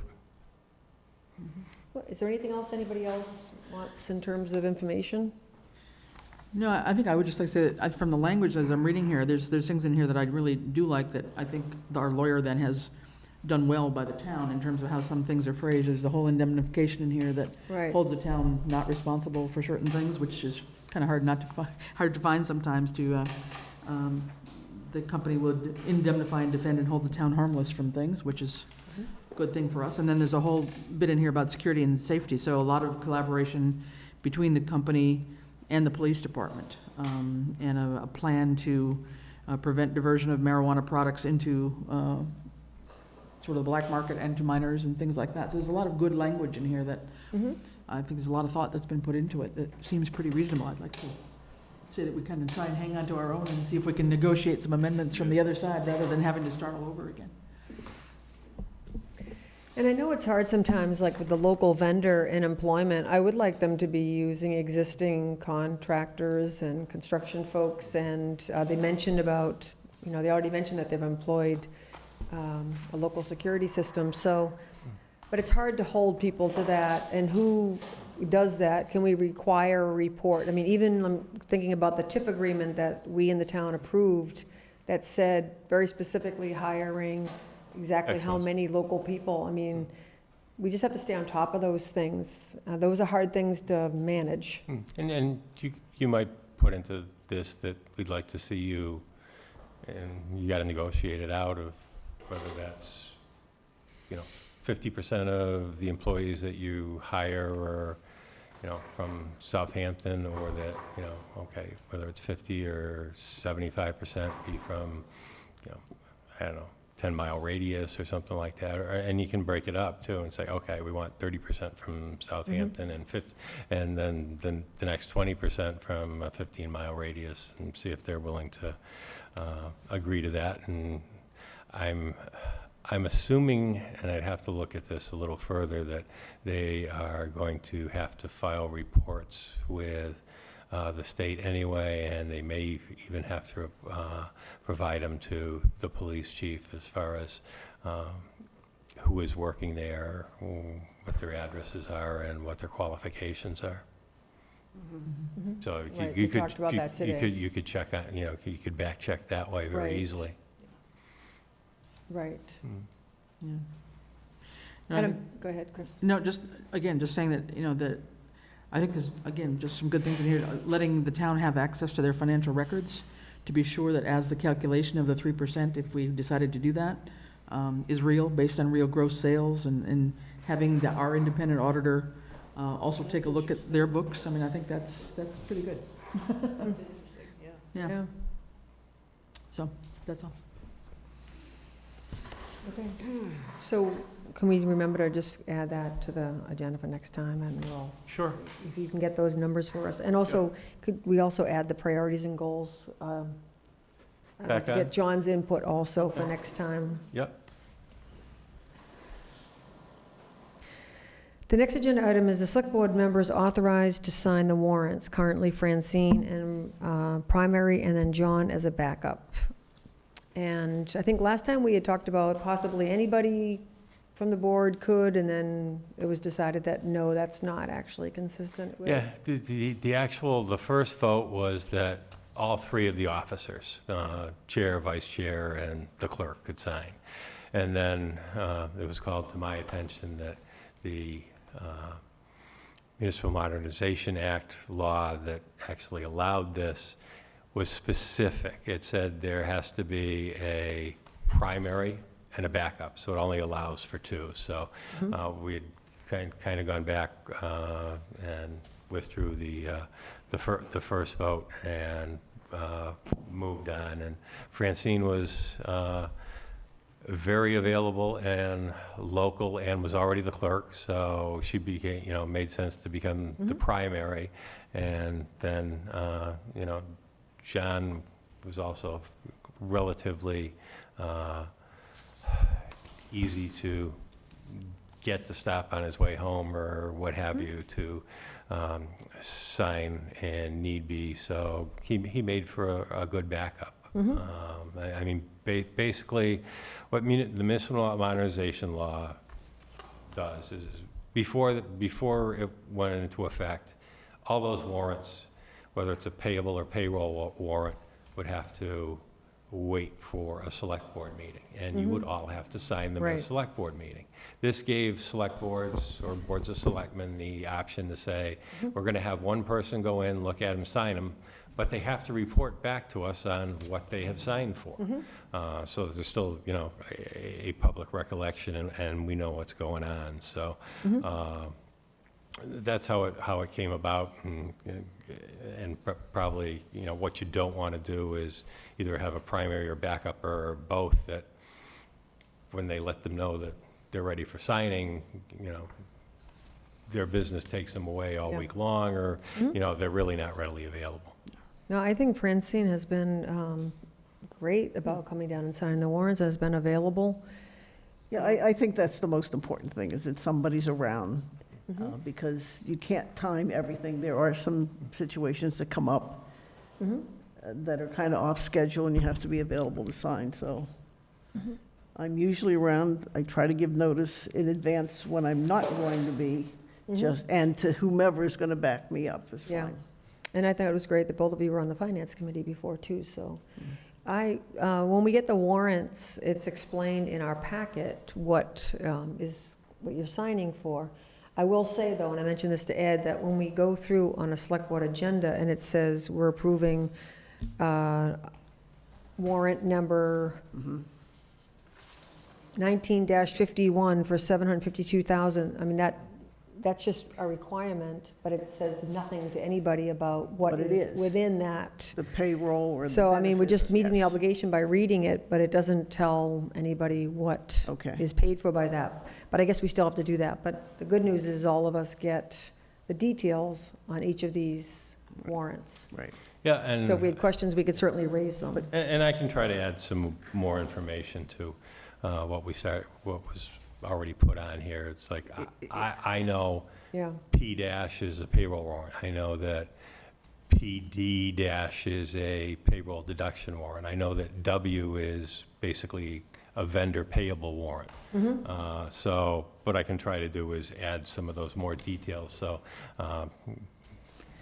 you and the general public Right. will know, okay, that Yeah, I think, $75,000 was a payroll warrant versus a vendor warrant, and that Right. $1 million one that they just read is a vendor payable warrant, versus a payroll warrant type of thing, so. yeah. you wanna No, say I something? agree with you. I think it is much more transparent to Yeah. people in the audience to know how the money's being Yeah, because spent. these That these total- aren't individual decisions, these are town decisions based on the budget that the town approved. Chris or Matt, did you want to say anything about No. the signing of any of the No, I'm warrants? fine with Yep. the primary signature and the backup, and I think it would be great to announce to the public what we're actually signing, what Yep. it's relevant to. Good. Are you willing to continue to do that? Yeah, I'm fine. Okay. But honestly, if somebody else wants to do it, I don't have a problem Is giving it up. someone else interested or being a backup? Okay. No thanks. We can check with John next time and see if, being a backup, but I don't. okay. I'm fine with having the two of them continue if John's willing, and we can double Okay. check with him next time. Fine. But Francine's been very available, and I appreciate Yep. that. Thank you. Do we need to vote on that? Does that have to be a select board vote? If you're going to leave it the same way it was Okay, last year, I okay. don't think it does. If you were going to change something, I'd say yes. Okay. Then the next item is approval of the FY20 FERDA grant for the COA van. I think it's about $30,000, right? Yes. I thought it was more than that. I thought it was 31 or 32. I think last year it may have been for some odd reason, but they've gone up and down over the years. Okay. But the COA has looked at it. They are good with it. They are good with it, The okay. way it is set out, it needs to be signed by the chair of the Board of Selectmen. So Right. they asked if I would put it on an agenda and have it approved and signed. Okay, so this is the Franklin Regional Transportation Authority that provides the money for the van, and it goes through an entire contract, talks about administration fees, drivers, what's required of drivers, mileage, lots of details. And there is a provision in here, if you were to make a request, you think your expenditure may go up, you could request additional money. There's no guarantee you'll get it, but if you Right. could justify it, it's a possibility. Right. Did everyone get a chance to look at the agreement? No, I did. Yeah? Yes. Any questions? I had something, but I'm trying to find out what it was, sorry. And it's just a question, and if COA is already fine with it, then, it's just a question for information's sake. It struck me that, that it specifically says there'll be no trips to and from adult daycare and no ongoing medical trips such as dialysis or physical therapy. I was just curious why that's so stringent. Is it because we're just limited with the services of the van or the number of people that need it? So, and that would be too much of a burden to have a regular service like that? I think both of those services are provided by the sites. Most of the people that I know that go to dialysis that need a ride are provided a ride by dialysis. And most people that go to an adult day health program, it's part of the services of the adult day health program. So I think don't want to utilize their funds for something that should be covered by. Somebody else? Yeah. Okay. That's also, It I mean, just the kinda jumped. dialysis things, you're doing that a lot. Yeah, Yeah. And I didn't hear. not positive, but that's the sense I get. Yeah, and the whole conversation, I mean, for people who need transportation and it doesn't fit into the schedule, there are volunteers in town who will drive people to medical appointments and so forth. Some charge and some don't. Some do it for free, but there is a backup system in place that volunteers do fill. No, that was my only question. It kind of just jumped off the page at me. I was just curious about it. I'm pretty sure that's why. Would you like to make a motion to approve the grant for the COA van? I move to approve the grant for Frida. I'll second. And that's for $30,000. All those in favor? Aye. Okay, the next is the MS4, Stormwater Year 2 approval of Ty and Bond. So Ty and Bond came to a select board meeting a couple of meetings ago and did a really interesting and detailed presentation about their role in the new stormwater requirement. So now this that we're going to be looking at is approval for Year 2 work by Ty and Bond, and it's in your packet.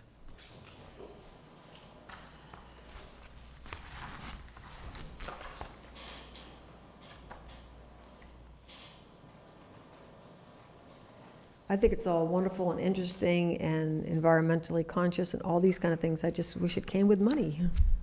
That's all.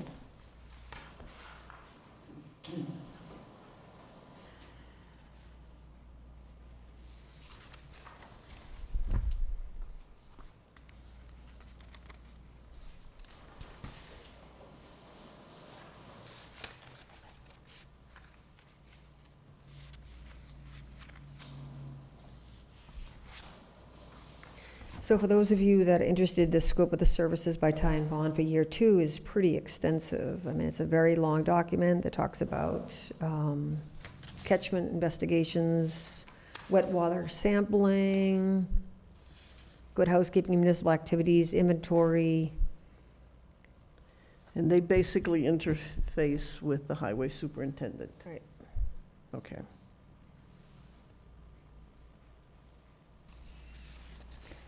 Because I look at things that illicit discharge, and, I mean, is there any enforcement to these things?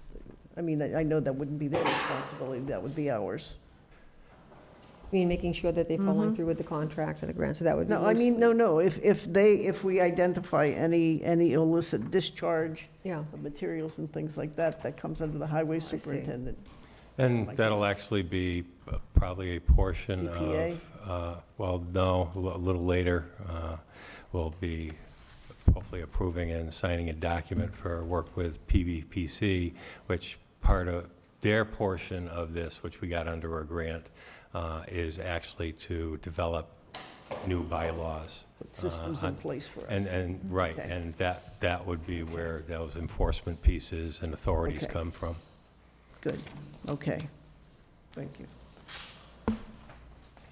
it also involves stormwater pollution prevention plan, an annual report, and the fee, 33.5, I think in budget it was 35,000, wasn't 35, it? correct. And that money was voted to come out of stabilization, right? It was voted the last meeting, It was was wasn't in the originally- general, it wasn't in the general operating budget, it was an article. yeah, I think it was operational stabilization. Yeah, I think it was. Yeah, we were trying to free up money Right. somewhere. So does everybody have a chance to review this? It's a pretty long document, terms and conditions. Are you ready to approve this? And have you and Randall taken a look at this? Yes. And it's pretty typical of the requirement? Absolutely. Right. Okay. It will fulfill our needs for Yep. the second year of I this just had permit. a question, Rini. On the supplemental pages here, it talked about the ownership of the documents. And I was just curious as to why the documents, the computer files and the data and all this stuff that they're doing, reports and drawings, remain the property of the engineer rather than the town? Good question. It's just their standard contract. We get copies of them, but they become their ownership, much like almost a publishing right, because they're publishing them.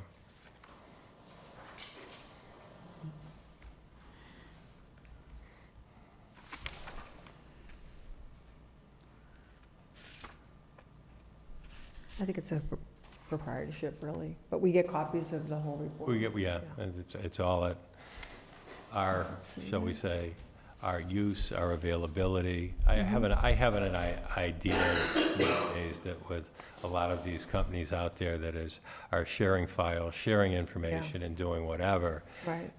if they want to obtain that information, they have to go back to the engineering firm and pay them. Right. It's just some protection, I think. Are people comfortable approving this?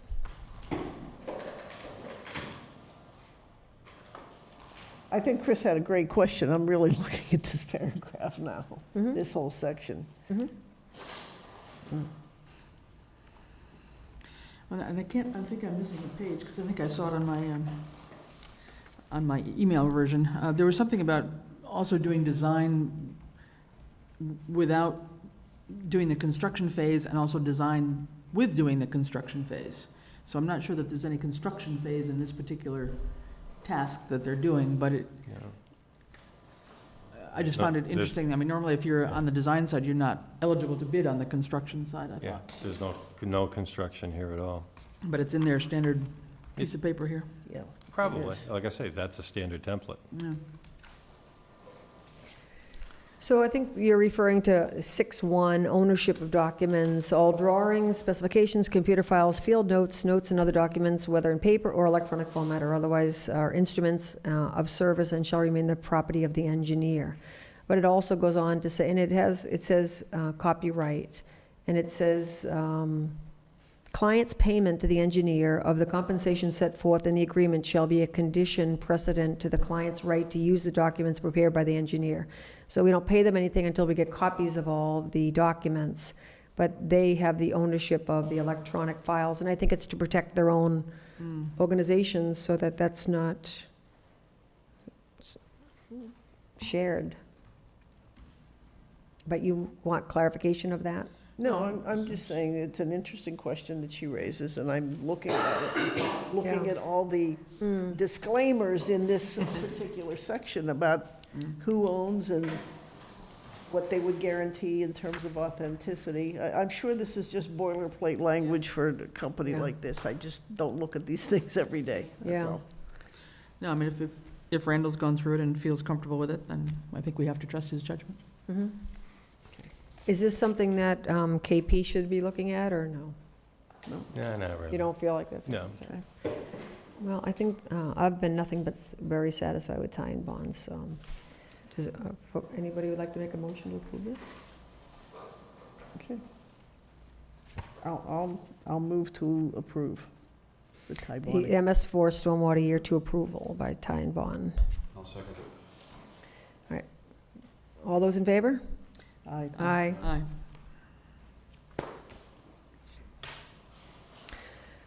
Okay, next is bylaw advisory committee makeup and charge discussion. Francine, do you want to bring this up? Okay. Yeah, I mean, I raised it, looking to get, and when I talked about people with skills and talents who volunteer to be on committees, I don't want to pass up an opportunity to take advantage of an offer of someone who I think has skills and talents to aid this, and I was just looking for a way that we could bring another person on board, not looking back at, you know, what was the original intent. So Ed clarified, and then he provided backup documentation as the select board's decision and the appointment and the assignment of the numbers of people who would be on the bylaws advisory review committee. And that was limited to 5. We currently have 5, but I've been on it since the inception. This is not the same 5 people. And this whole rotation, I think, has taken a toll, which I tried to explain before, on the rate of progress that we're able to make if the players change.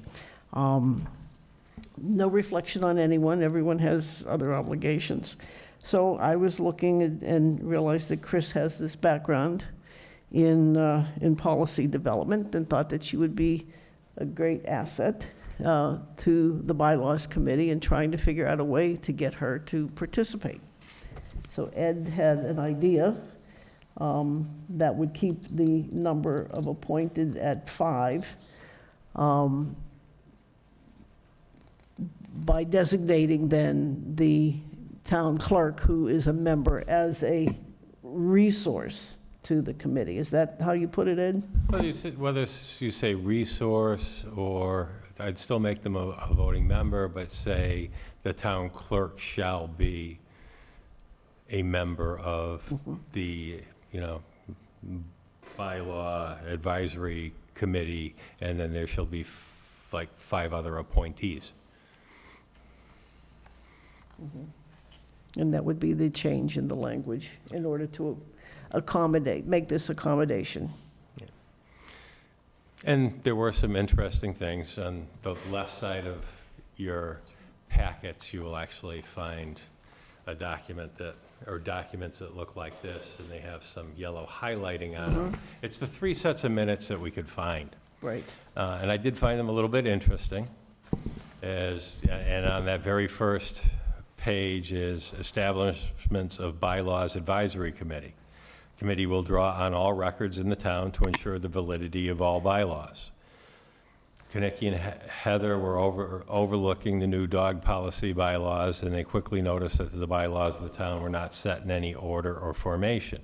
They would like to reformat and bundle all of the bylaws and placed in an orderly fashion. They are written in an easily understandable manner. Martin would like the committee to be at least a 5-person board, with one being a board of selectmen on a rotating basis if need be. Motion was made, seconded, the vote passed 4-0. The next set of, and those were August 25th, 2015. The next set of minutes that we found was from September 22nd, 2015. And it's action, discussion, appointments, bylaw advisory committee, 2 interest, 1 more to fill, alternate select board participation, Jim Palermo, Virginia Earhart, and Francine Tishman to be appointed to bylaw ad hoc, and I like this, ad hoc committee. So is this a committee or is it an ad hoc committee? That's question number 1 that comes from this. The motion was made to appoint Virginia Earhart, Francine Tishman, and Jim Palermo to the bylaw advisory committee. It was seconded, it passed 4-0. The appointments were made. And then the last set of minutes that we found were from October 6, 2015. Action discussion appointments. Margaret Larson, Bylaw Advisory Committee. Margaret is interested in being the next Bylaw Advisory Committee member. Members were appointed until complete, were appointed until completion. Motion was made, seconded, it passed 5-0. So appears that, yeah, there were 5 members appointed. You know, the questions arise to me is it a that you, if nothing else, even if you didn't want to change the number of members, okay, is it a committee or is it an ad hoc committee? There is a difference. The ad hoc committee is strictly advisory to, you know, the Board of Selectmen. They're not autonomous, what have you. The next thing I see in here, because I think people looked at it and said, oh, they'll be done with this a year or 2. Appointments were made to completion. You may want to change that and make them 3-year staggered appointments. I don't see any real charge here as far as that goes. Is this committee responsible for just reviewing current bylaws? Do they have to review any and all bylaws, that even new ones that are proposed? You know, can they come up with their own? So, and like I say, to me, there's no clear charge here. So those are the kind of points that I think should be clarified. Tamara Lunas, 298 College Highway. By putting in there the town clerk as a resource and voting member, right now it's Lucy and she's very active in that. Are we forcing the next town clerk to be that person then, if Lucy was to leave? I mean, that is what is behind my idea, because as far as I'm concerned, all these bylaws are kept by, The town clerk. sent to the Attorney General's office by the town clerk. So. Yeah, Janine was on the committee before. I really, and this is just my opinion and why I threw it out there as an idea, is really, yes, that town clerk, no matter who it is, should be a member of this committee. But Thank that's you. my thought. Thank you for clarifying.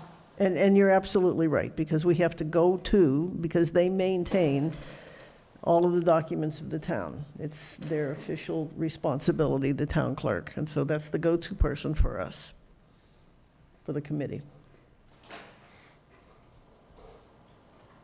Anybody else have any comments, Matt or Chris? No? Now, why wouldn't the bylaws committee, as a board, get together and make a recommendation to us? Would that not be appropriate? We certainly could. We're meeting tomorrow. We can bring it up. It just seems to me that most often it comes out of committee that they'd like to expand the size of the committee, or do you see it as our charge to make a decision? I mean, I see your point. I think members of the committee kind of came to me and said, I believe you, yeah. we've got an issue. The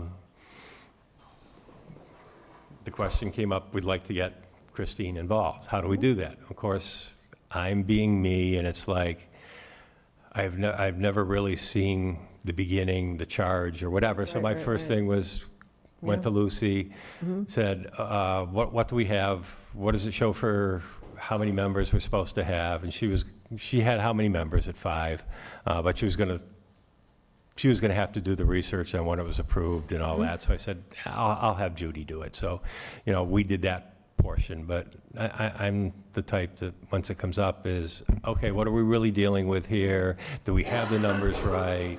What's the real charge, type of thing. And then from there, like I said, I just started thinking about it. piece went back to Beckett, the town clerk was part of their bylaw review process, and theirs was a bylaw review process. It was pretty much done as reviewing existing bylaws, more so than having an approval body for new bylaws, but you can do that too. So that's kind of where the questions came from. I mean, to me, probably the question of the membership is the simplest of them. Yeah, I think it's probably I think it would be a good idea to make the town clerk an automatic appointment, no matter what, even if you wanted to stay at a total of 5 and then have 4 other appointees. But in this particular case, I think you've got a good person that might want to get involved, kind of spread the work out, a little bit more on that. But yeah, I can fully understand why you might also want to hear what, the thinkings of the actual bylaw advisory committee or ad hoc committee is. I think for my purposes too, and no offense, Chris, I think it's great that you want to do this. But I also don't know that it makes sense, in my mind, to create a position specifically for one person. I think that you would want to make a decision based on what's in the best interest of the bylaw committee. Do we need to have an even number versus odd number? Is it the more the merrier? Do we want to have 6 people regardless of who it is? Then do we then open it up to anybody who might be interested in being appointed to this committee to just create a spot and say it's earmarked for one person? Okay. I'm not comfortable with. Okay. As far as I know, we haven't taken a vote on it, the bylaw committee officially, but I think the inclination is, and I'll use the words you used, the more the merrier. I think we need more hands on deck because it's a huge task. We have not gotten to the point where we hash out word by word and we come to a consensus at each meeting about each line of the bylaws that we review. We haven't hit a roadblock where an odd or an even number, I think, would have made a difference. That's not to say that that might not happen, but it could. And again, looking and saying, wouldn't we want the most talented, I think, that we could identify to have a role in this process? My answer is yes, and that's why I went out and said, I would like to add someone that I know whose background is this, who I think can help. We have an attorney who's been a great find.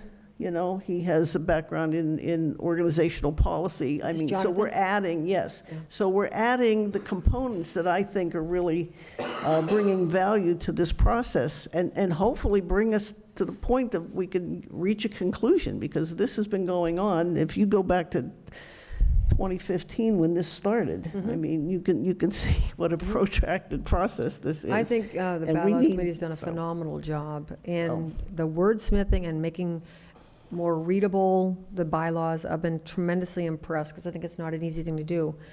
I just think my preference would be that the bylaws committee have a discussion as a committee, makes a recommendation to our board around what they think is in the best interests of the work, and then to decide if they have a different availability of a position to announce that they have an opening on the board, and then entertain people to recommend.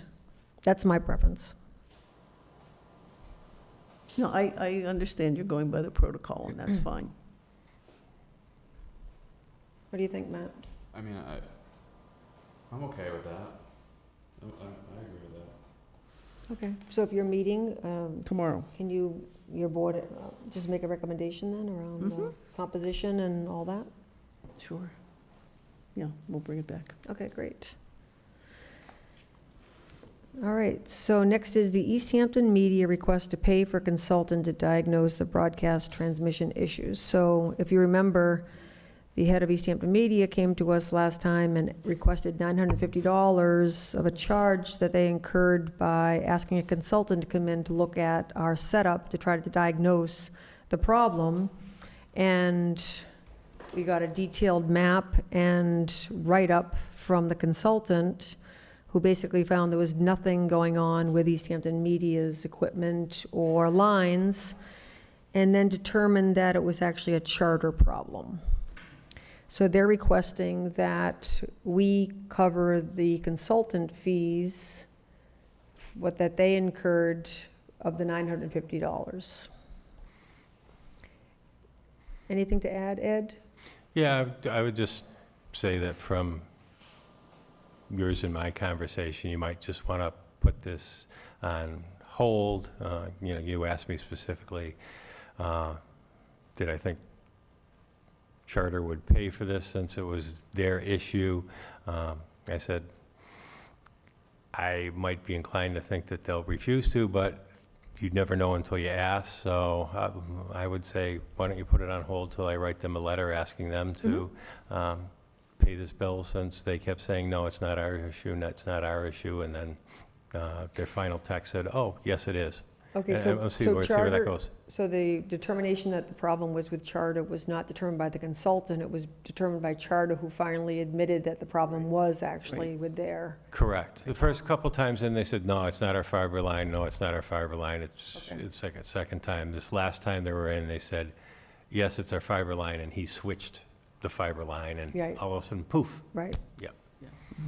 So we don't really have the authority to send over the detailed map from a consultant, but we can at least write a letter to say that in the process of fixing it, that this charge was incurred and we're requesting payment by. And what I'll probably do is I'll reach out to Jen and see if she's got dates of the first couple of times Yeah. that they met with technicians. They said, no, It wasn't a problem, right? it's not a fiber issue. And I definitely think it's yeah. worth asking them to pay the bill.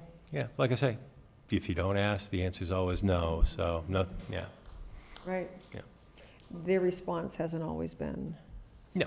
prompt. But like I say, it's worth the Worth a ask. try. Okay, is everybody comfortable with that? Oh, yeah, very definitely. Okay, the next item on the agenda is the town administrator evaluation. So I had a conversation with Art, who is the chair of PQB, and he sent me a copy of the manager evaluation, and he also sent me a copy of the process, which I sent to everybody.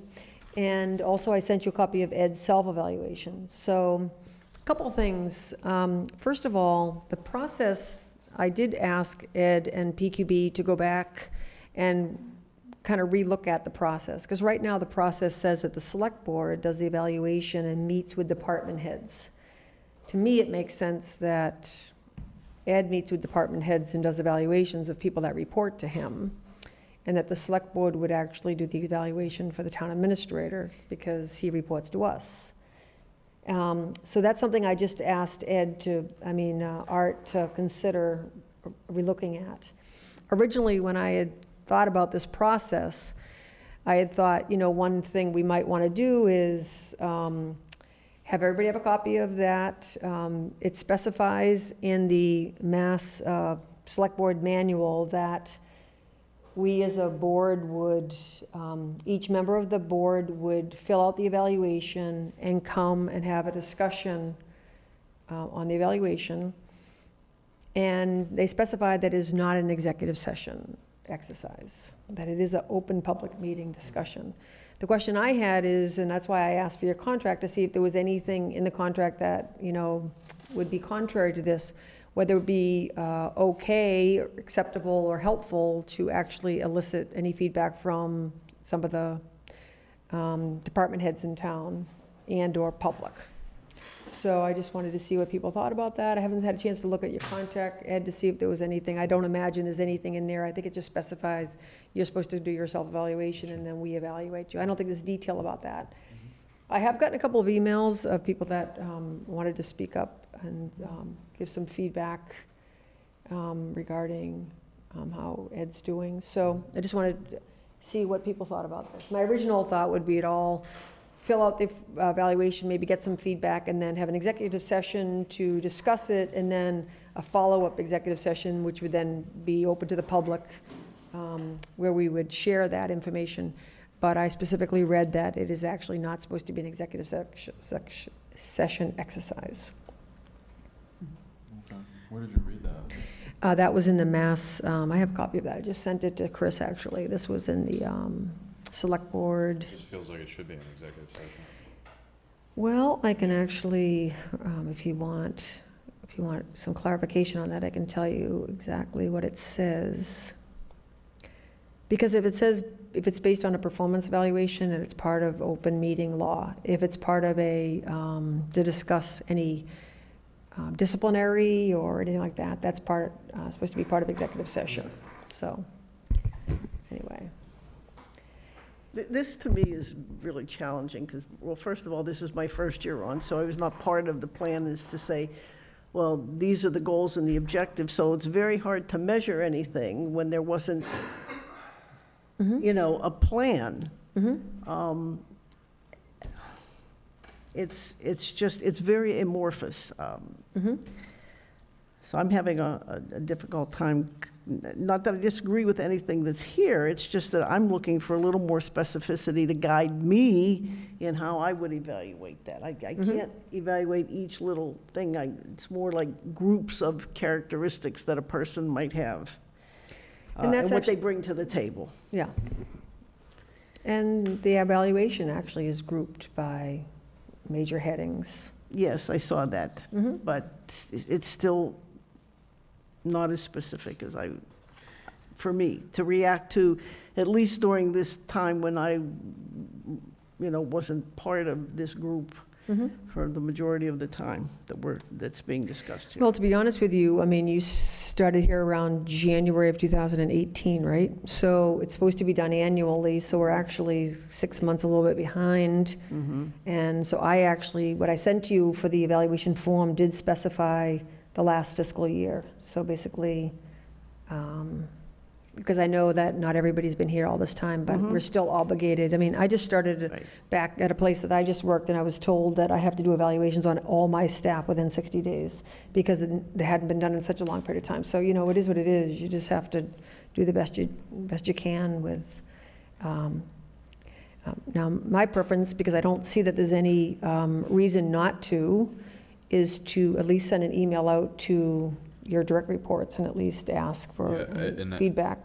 And then based on that, share that information and ask that the select board has that, and then we come in a couple of weeks and have a follow-up discussion. I think that that's appropriate. I mean, that's the way it works at every job that I've ever had, is where there's always an opportunity for the people that work for somebody else to provide their input to the person that's evaluating the person. So, like, you know, the company that I work for, it's an online form and a survey, but it's the same process where, you know, the people that report to a manager have an opportunity to report to the manager's manager about how things are going over the course of a year. So I think that makes. I think the area where I'm a little not sure of is, and again, what I'm looking at, Matt, is the handbook for Massachusetts Selectmen table of contents. So that's what I just reread relative to the town administrator evaluation. What I'm not clear about is, my original thought is, in our world of social media, that I didn't feel that it was appropriate to accept feedback that was anonymous. Like, I want people to own what they say and not just feel free to, you know, say things without having some ownership. But yet, I think that the expectation in here is that it be anonymous. It doesn't mean it has to be anonymous to us. I think it can be anonymous to Ed. Yeah. So, anyway, that's what. That part of it's challenging for me because, it's my personal experience that the feedback that I provide to my manager's manager, if that makes sense. So it's basically, I'm a report to my manager and I'm circumventing that. That's the process that we've always had at every company that I've worked for. It is done to an extent anonymously, in that most of this is a rating category, right? We don't have this process in place, so this is going to be done by email and such. But like, to a certain degree, it's anonymous, assuming that you don't plug in like verbatim comments, which can inevitably be read and pretty much interpreted by the person that's reading them as to who it is, because it's such a small group of people. But, you know, I feel like the best feedback that's provided can sometimes be anonymous, assuming that, because people will fear retribution, right? If it's not anonymous and it's constructive. And then I feel like it's up to our board to, you know, if the feedback is able to come in anonymously, to us to determine whether that's constructive feedback or just a, you know, I expect most of it to be positive, frankly, but, or if it's just some type of a malicious attack that's not constructive at all and doesn't have any basis in reality, I mean, I think our board would do a pretty good job of interpreting that. But I feel like we should just at least discuss whether or not it's important to be able to allow feedback to come in anonymously, or whether it has to be, or whether you have to own it, because I think if you own it, then the person would fear retribution. Yeah, the part of the handbook that I was referencing had to do with the discussion around executive session. Okay. And how it wasn't allowed for a performance evaluation. So some employees I know do a 360, which is where you get a lot of feedback from lots of different people relative. I think there's a lot of businesses that don't do that. That they basically, their manager does an evaluation and creates the evaluation based on their own experience. So I don't believe there's anything either in your job description or in your contract or anything that says that, or in our guidelines that say it has to be done this particular way. So there is a form that's used for this evaluation, which I sent to everybody. I didn't get it, Rennie. I don't think I got I that. don't have You it. didn't get that? No. I have the handbook, but I don't have the form. Okay, I can resend it. Yeah. Yeah. You got that from me? Yeah, Okay, Well, it's a copy. sent it on July 7th. Yes, and I'm looking at that email. We're Yeah, laughing because it's both of our birthdays. no, and I'm looking at that email. So you know what we were doing. No, I'm looking at that email that you sent, but I thought it was just a copy of I his can resend it. self-evaluation. I sent his self-evaluation, I sent the procedure from the PQB, and I sent the blank form for a manager's evaluation in the town of Southampton. Which is the form that we're supposed to fill out? Yes. Yeah. Okay, can send it to I me can resend again, it. please, That's yeah. no problem. It wasn't blank, that's the thing. Francine, do you disagree? I mean, I got the regulations, I got a letter from a department head that is Right. positive, Yes. is attached. Mm-hmm. And I don't have, and I have Ed Gibson's self-evaluation, but I don't have a blank form of any kind in that email. Okay. All right, so you're getting me a copy of your actual contract so I can review that, right? And then You should I... have it. I sent it to Oh, you you this did? morning. Okay, I Yeah. haven't had a chance to look at email today. And then also, it would be helpful, I looked back and I saw that your job description was approved. There was some edits on it, so I don't know if I have the most updated one. I don't know if PQB has that. I'll check. Yeah? Yeah. Do you want to check, or do you want Matt to check? He's our liaison to PQB. Or I can just email Art and see if he has one. I'll check. Okay, okay. So my preference would be to at least give an opportunity to elicit some feedback, but I would not want it open-ended. I would want to just share the form that we're currently used to evaluate and give people an opportunity. They wouldn't have to rate, they could use the form to provide some notes if they want. And then based on that, our select board would have a discussion. It would be shared with folks, but then not discussed until we come into open meeting. Does that sound like an all right plan? It does. Ed, in your previous position, I mean, I have to tell you that when I just did all these evaluations, the number of people that told me that they've never in their entire career received an evaluation just blew my mind, because I think as a previous teacher too, I just do evaluations all the time, so it just seems crazy to me that people are never evaluated. So is this a process that you've gone through before? Is this? Yes, it is. Okay. Different forms, different ways. Different but forms, yeah. different ways, different, okay. All right, it seems to me that that would be the logical thing to do. So if we can get a copy of the job description, I'll make sure everybody has documents. I'll send out the form that we use, and I'll clarify exactly if people want to reach out to me, if they want to provide additional feedback, please feel free to do that. But I will send to the folks that have the most interaction with you a copy of the form, okay? Thank you. And Renee, just thought, going forward, given Francine's comment about not really knowing what we were measuring, Yeah. I would think we would want to establish some sort of performance standards or goals with Ed for the coming year, to say, okay, here's our That actually is, that expectations. is part of it, Yeah. That's his part. yeah. We Next all year's agree gonna be on that. easier than this You year. buy Is into the blank it? form that you're referencing the same form that Ed filled out? No, It's not? no. No, The form, do you have a hard copy of that form? I don't. Okay. Because I'm confused just a little bit, but. I just have this one, which is kind of a summary. Here it is, this one, nope, that's the policy that I sent to you. That's this one, Yep. yeah, the policy. This is, no, that's not it either.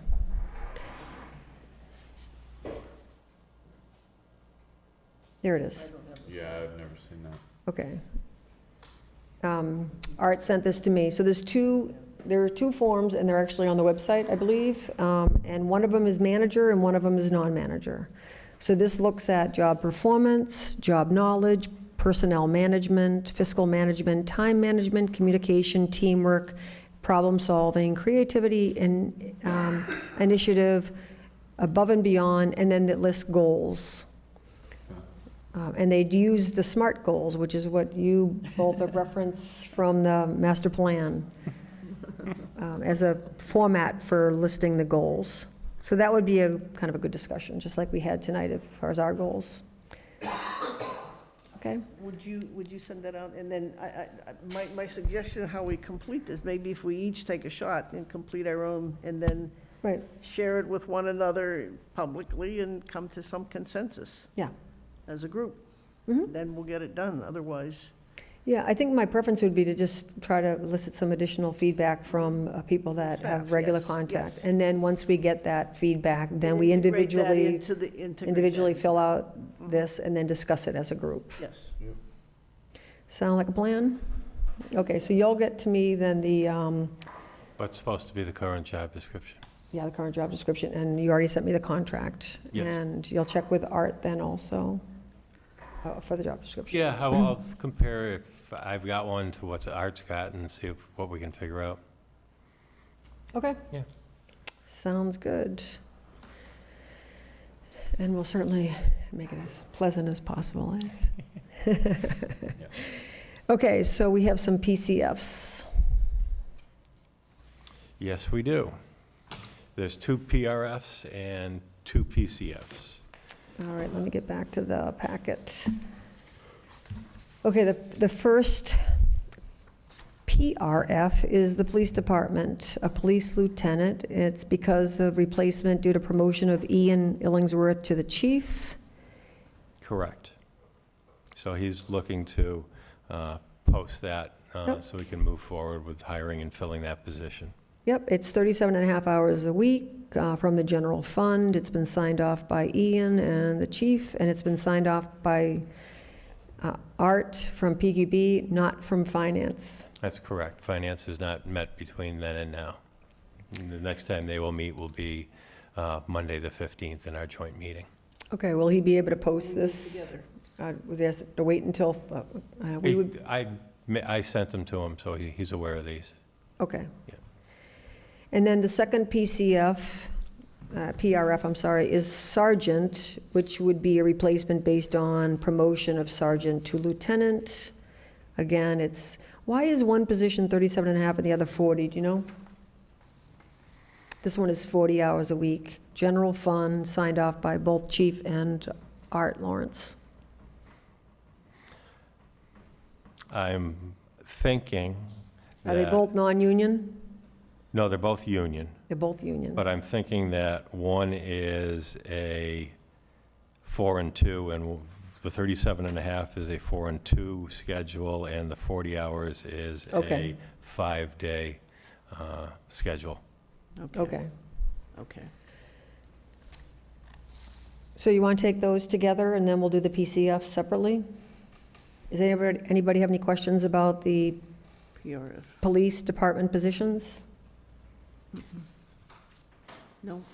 Would someone like to make a motion then? Yeah, I'll make a motion to approve the 2 PRFs for the police department for the lieutenant and the sergeant. Is it pending approval by the finance? Yes. I'll second that. Okay. All those in favor? Aye. Aye. Okay, then the 2 PCFs are the substitute librarian, Robert Stanley Rosinski? Rosinski. And this is a substitute for when people are on vacation. Rate is for 12 an hour. And there's an emergency, and then there's the regular. Yeah. And it is, effective date is 5/16/19. That's been approved by PQB. And it's been signed not by Barbara. Well, the originals have. Okay, all right. Art had noticed it and forgot to let her know, and when I was actually putting the package together today, I'm going, something doesn't look right on the back page here, so. Okay. So she came in and signed them today on the originals. Okay, but they haven't been signed by finance. These have not been signed by finance either, you're correct. Okay, so there are 2 PCFs. Correct, one is an emergency, one is an on-call. Okay. Anyone, I move to approve the library PCF's emergency and regular hire, I'll second it. is that pending finance department? pending finance. All those in favor? Aye. Aye. Okay, But we're going to be with them Monday, we can all do it then, too. right, right. But if we're approving it, it should be pending their approval. All right, there are no licenses, there's quite a few warrants. Okay. Warrant, we'll have an explanation next meeting. W 19-51 for $752,490.40. W 19-51A2 for $22,000. P 19-52LS for $122,239.74. W 19-53A for $922.50. W 19-53 for $181,044.58, and W 20-1 for $955,217.18. And you have the backup on all of that.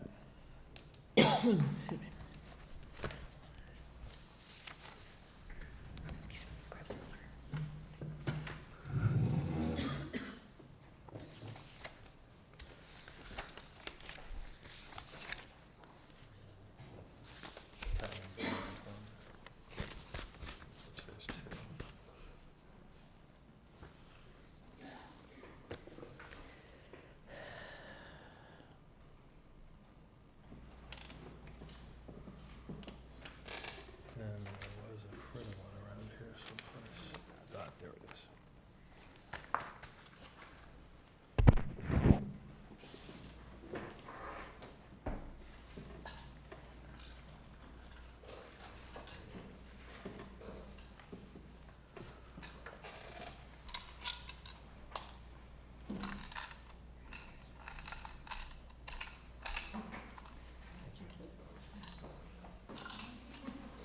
So we don't have to action motion to do the warrants, no? Okay. We're done. All right. All right, thank you. That takes care of the warrants. Other documents requiring signatures, we already did the MS4 stormwater management plan. No, these are two No, we different didn't. ones. They are. Yeah. This is the sign the certification, the MS4 stormwater management plan is a one-page. Oh, right, the link that you sent us, certification right. that Tie-in Bond did the work under the Board of Selectmen to Right. do that management plan, which is on the Highway Department webpage, which Right, was that was the so huge big that I, document, yeah, right, that I right, sent right. you the link to. Okay. And you have the signature page on that? I have the signature Thank page you. on that. And the other one is what you just referenced, the sign agreement with PVPC? Yes.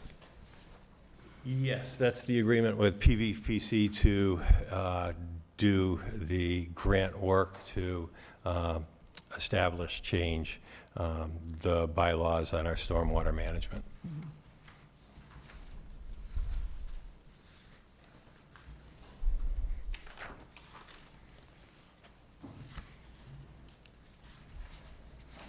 You know, I always do that. Flip the two together. I do the same thing. Here.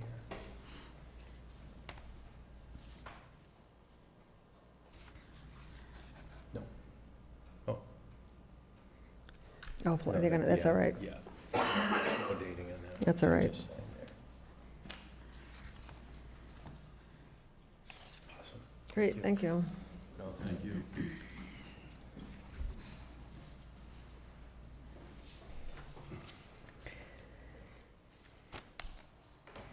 Okay, next we have minutes to approve. Those were just sent out, actually. Those are the regular session minutes, April 16th and May 28th. Correct. Actually, they're in the packet, too. Yeah. I just need a minute to review them. Did everybody else get a chance to look at them? Yes, I did.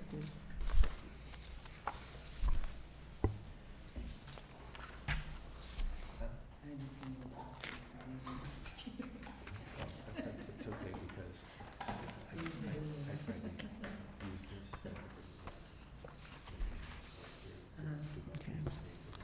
I couldn't even change the password on it. And they're trying to change the password so I can put it on the screen. Yeah. So. There's a typo. Should I- Where? and, the number Under side. reports, under C, mandatory drinking water grant. Oh, yeah. Town Administrator Report C. Yeah. Should say water grant. Yeah, on the 16th. Yeah. Just a T. Mhm.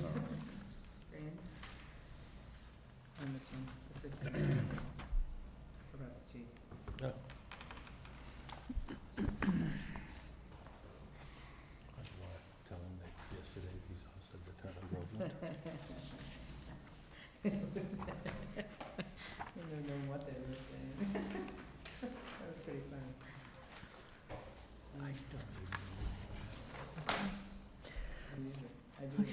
Then I move, you ready for that? Yep. I move to approve the minutes of the April 16th Select Board meeting. Is there a second? With the one edit? With the one amendment. Yep. Is there a second? I think, are you going to abstain? I will abstain. You want me to, I can second it. Okay. Any further discussion or edits? Thank you. Kathy, who did these minutes? Did you or? They're very detailed. Yeah, Thank they you are. very much. They were not easy ones to do. Yeah. Yeah, that one, this one went It lists all of the pre-town meeting Flashbacks. law. like reading this. Like, It's only 2 months ago, too. I think that was the meeting that went to 20 of midnight, actually, 20, yeah. I mean, maybe the meeting minutes should be revised to be the 16th and the 17th. Yeah. We were, Yeah, it didn't go to the 17th, but All right, do you second it? yes. Okay, all in favor? Aye. All right, that's April 16th, and then we have another set, which is May 28th. I'm abstaining on that one, yes.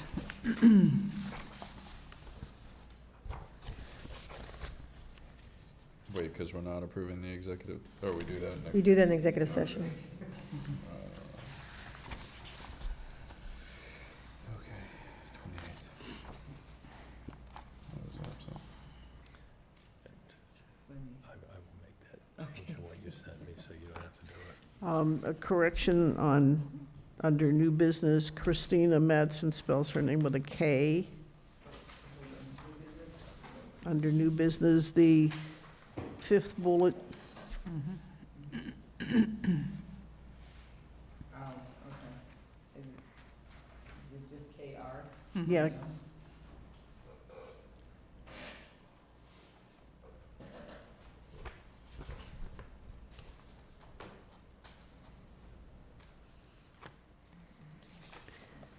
Special election. Take care of that one, too.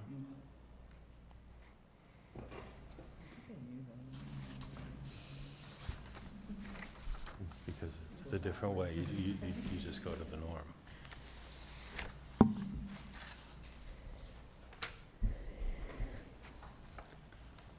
Any other questions about the May 28th minutes?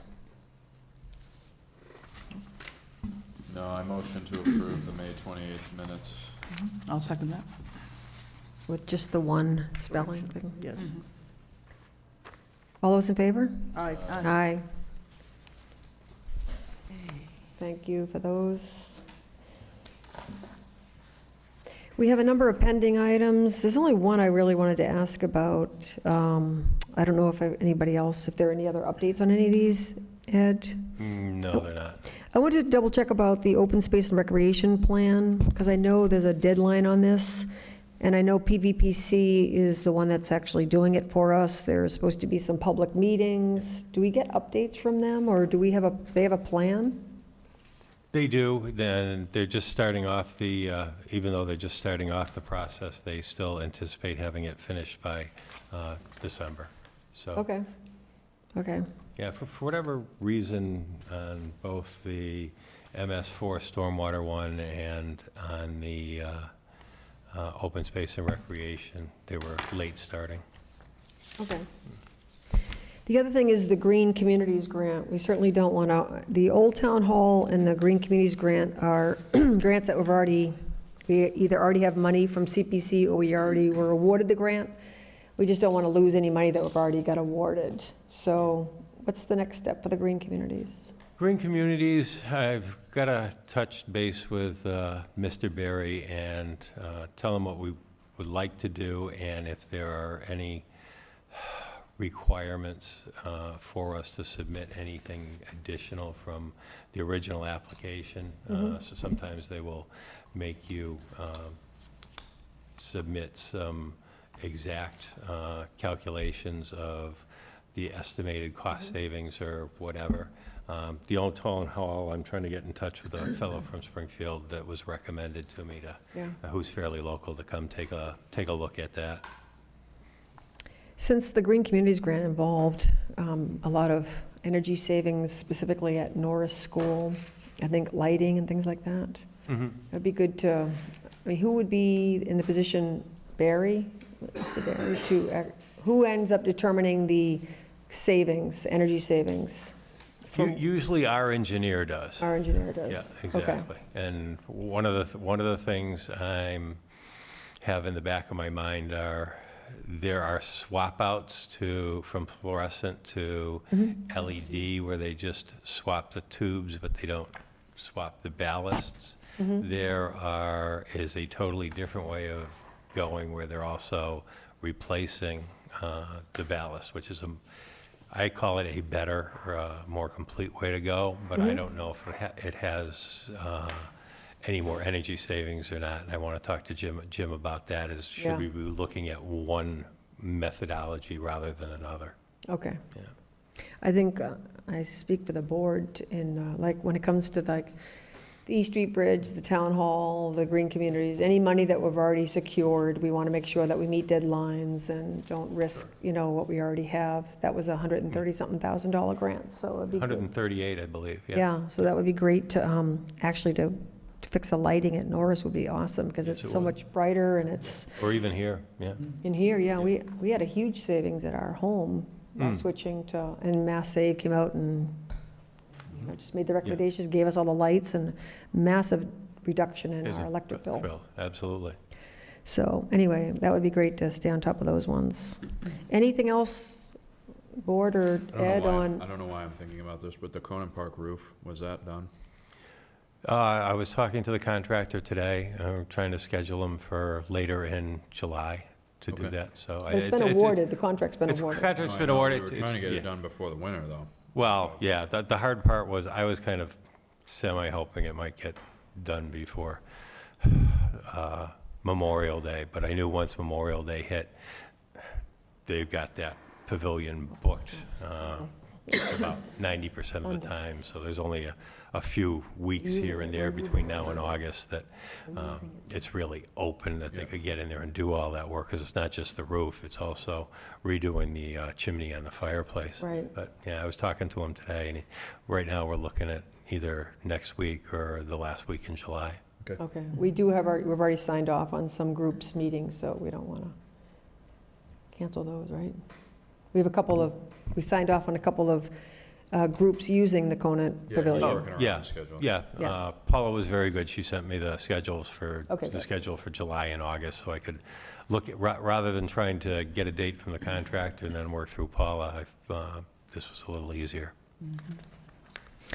Okay. On the Greenway and the bike path, is there something we need to follow up on while Senator Humison is still in office, or is that kind of a moot point until, Oh, he's still in office. I know he is, but if he's running for something else, I mean, at what point in time do we assume he'll help us follow up on things, I guess? I think that came up at the last meeting. Yeah, it did. Was the hope and plan to reach out to him Well, specifically to find out if the funds are still available for? the funds are still there. They're in one of the bonding bills. It's just a question that it looks like we would have to acquire the property before utilizing those funds for the construction piece. So it's getting back to more of specifically trying to locate funds to purchase rather than design or construct at this point in time.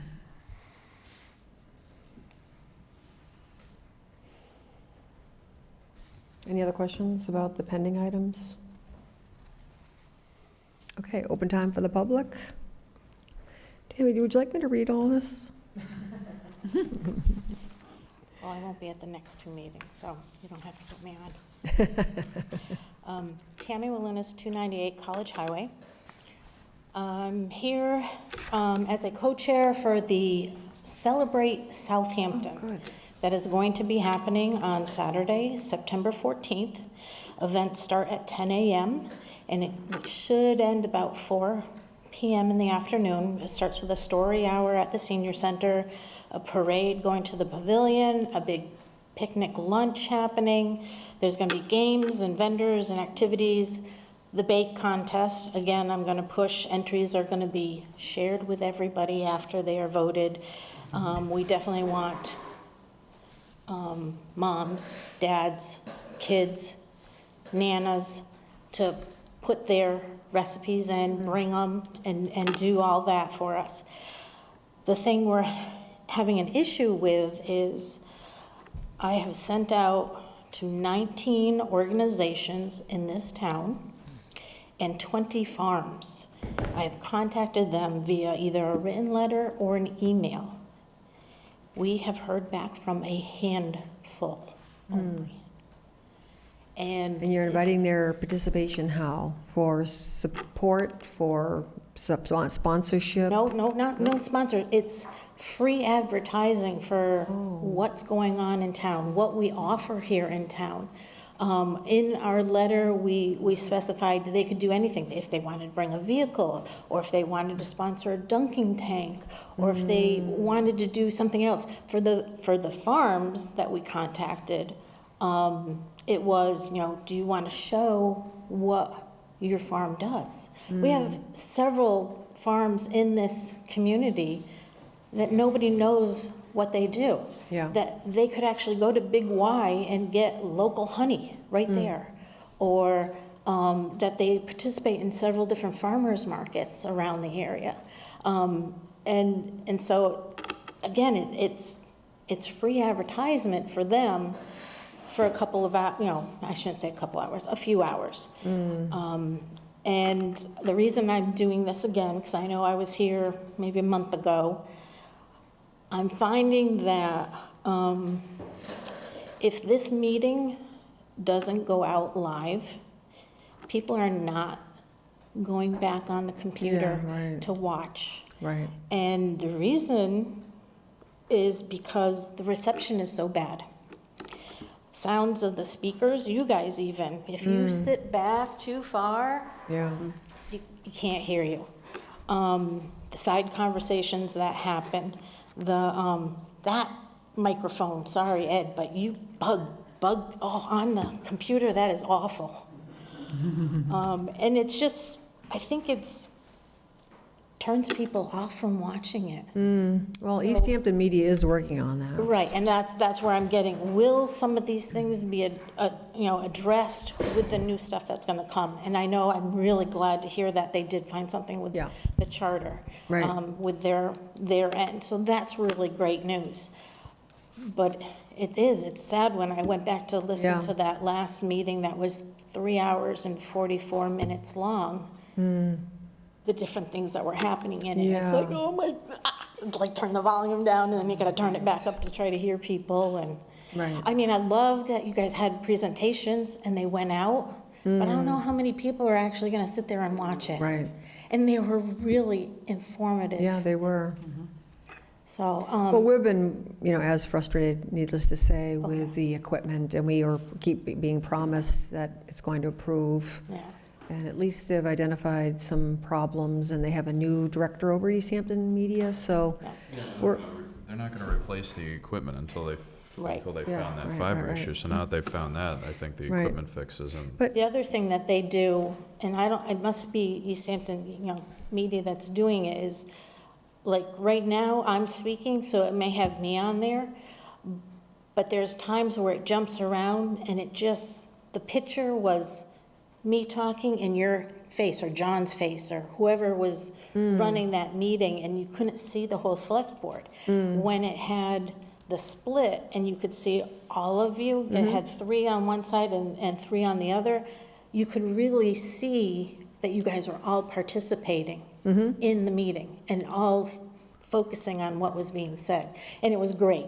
But it was very hard to follow if it was focusing on you Right. as the chair when somebody here was speaking Yeah. or somebody else was speaking and you couldn't see the whole thing.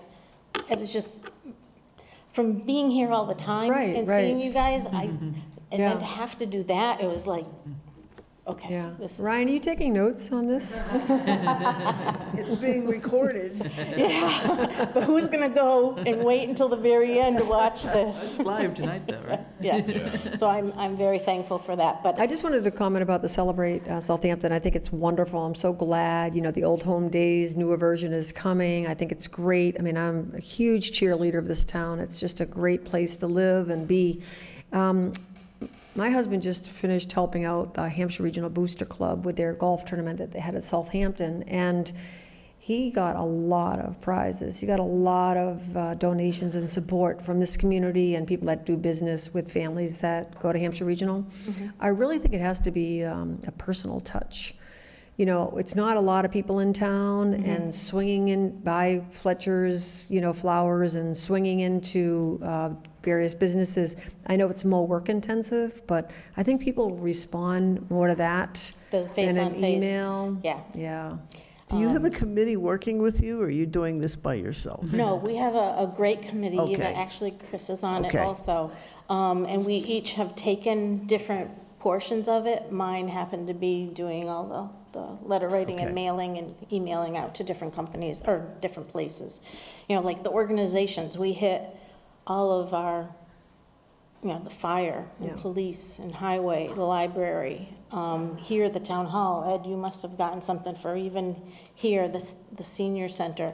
And certain places have stepped up and said yes, but there's like I say, it's a handful. Yeah. And we've heard back from 2 farms that are like gung-ho, yeah, this is great. We're gonna be there, we're gonna help, we'll do a farmer's market kind of setup kind of thing, and it was like, that's awesome.